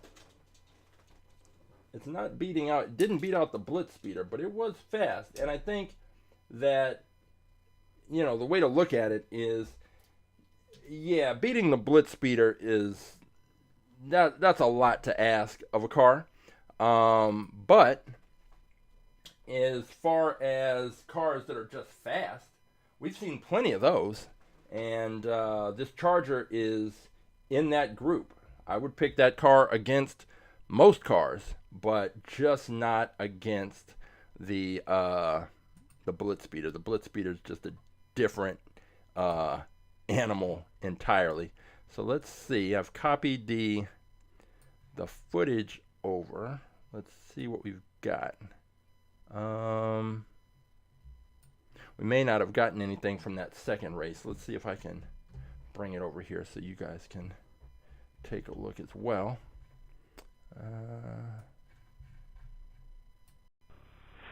And let's see, it's up here. Get this camera car pressed in and lined up. Get the BlitzSpeeder lined up. So now we're doing gimmick races, camera car versus BlitzSpeeder. BlitzSpeeder's in lane 2, camera car's in lane 1. Here we go, race number 1.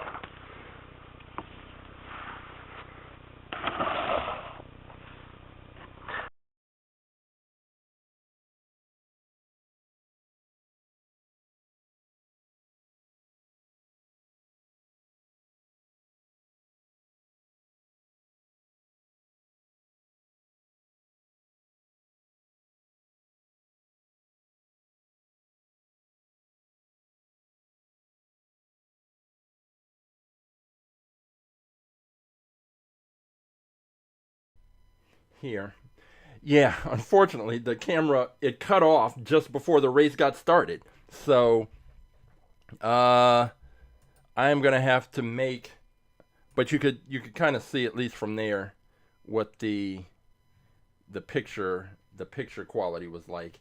It's not great, but I am going to, I'll try and actually do that race. I'll charge it up and then do the race, and then see if we can get some footage of the cars racing, because I think it would be interesting to see.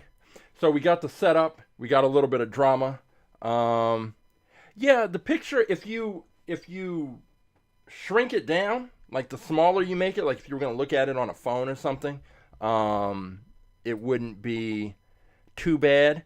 So it comes out of these AVI files, and the picture quality, let me see if I can bring that up. It should be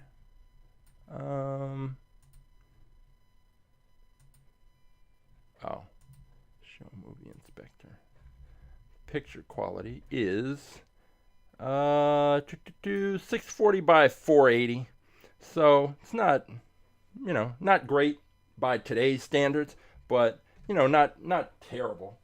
But apparently this car, because I don't know how much longer it needs to charge, but I'm going to charge it up, and then after I finish, I'll charge it. Yeah, I'm just trying to catch one pass. I think it would be interesting, especially now that we know that the BlitzSpeeder is faster than this car. We actually have like a trail view of the BlitzSpeeder, which I think would be pretty cool. So I'll do that, and most likely I will end up just posting it on Instagram. So you can always check out what's going on with All About Aerodynamics at AA Aerodynamics on Instagram, or our website, AAAerodynamics.com, to find out more about our science program. But as far as the cars today, we had some solid racing. I saw some cars, let's see, what was it? 510 and 583 are two cars that Christopher is considering. So let's go ahead and see what those cars look like. Take a little preview of the cars that may end up being on the track. And scroll down, 510. And just a reminder, this is kind of the dividing line right here. 450, the roller toaster, and the muscle and blown. So when we started at the Track Live, we started with this car, 451. This was our first group of cars, the muscle and blown, the Plymouth Fury, this Copo Camaro, whatever. All of the cars that are car number 450 all the way back up to car number 2 have not necessarily, unless you guys have picked them, have not raced on the track. All of the cars from 451 to 900 and whatever we've got have raced. So what it means is they've been beaten at some point. So all these cars here, there may be some fast cars. So maybe this one, we're back to the Swoopy-Doo. Maybe the Swoopy-Doo is fast, but we do know that some car has beaten it. And I don't remember which car. Like this one, the Chaparral 2 is fast, but some car has beaten it. So all these cars with the blue backgrounds and some of the silver backgrounds, but from 450 on, have all raced and all been beaten. That doesn't mean they can't come back, because that's what the BlitzSpeeder did. It won, it lost, and then it came back and won again. So it doesn't mean that they can't race, but if you're picking a car and trying to look for a new car to kind of be a sleeper, then it's probably most likely going to be in the group from number 2 to number 450. Just guessing. Okay, so one of the ones Christopher is considering is this one, this Mercedes CLK LM. Nice looking car. Good. I like the look of it. Definitely. I like the color combination, the flames, the red wheels, all of that. So we'll see if that's the one that he goes with. And he's also considering 583, which is this McLaren Solus GT. Okay, and this has got another of those just kind of wild supercar designs, and we'll see how it fares. So if you want to see these cars in the wind tunnel, we're here every Wednesday, Wind Tunnel Wednesday, and that is where we put the cars in the wind tunnel, turn on the smoke streams, and we can get an idea about how much drag these cars are going to face when they get out onto the track. And drag is important. That's the most important of the forces that's working against the cars, except in the case of that Riley and Scott. This car, the problem was that splitter is so wide that those edges right there were rubbing up against the side of the track. So if these didn't extend out around the edge, if they didn't extend out around the edge like that, then this car would have been fine. But they did, and that friction just rubbing against the track, it slowed this car down. Like it wasn't doing anything. So if it didn't have this, then it would be fine, but it does, so that's it. I might look this car up, see how much they're going for. If I can get one at a reasonable price, this is the kind of modification that I would do.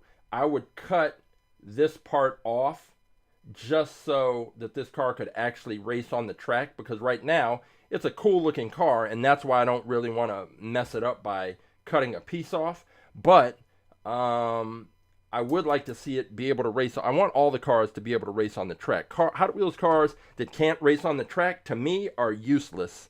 I mean, they're cool to look at, but I want to see them race. That's when I was a kid, I wanted to race the cars, and now I still want to race the cars. And cars that can't race, nah. So if there's something I can do to make a car that can't race, then I'll do it. So, but it all depends on how much this is. This Riley and Scott Mark II, I don't know how much it's going for, but I'm gonna guess it's not gonna be cheap. So I'll have to consider that. But other than that, I think we had some interesting races. The BlitzSpeeder still came out on top. Surprise, no one. But next week we'll be back here, more cars, more picks, more races, and we will find out if we can finally find the car that is going to beat the BlitzSpeeder. I don't know, maybe you can find it, maybe it's one of the two cars Christopher is considering. Who knows? But we'll be back. So for At the Track Live, for Wind Tunnel Wednesday, and for All About Aerodynamics, I am Coach James, and I will see you at the races.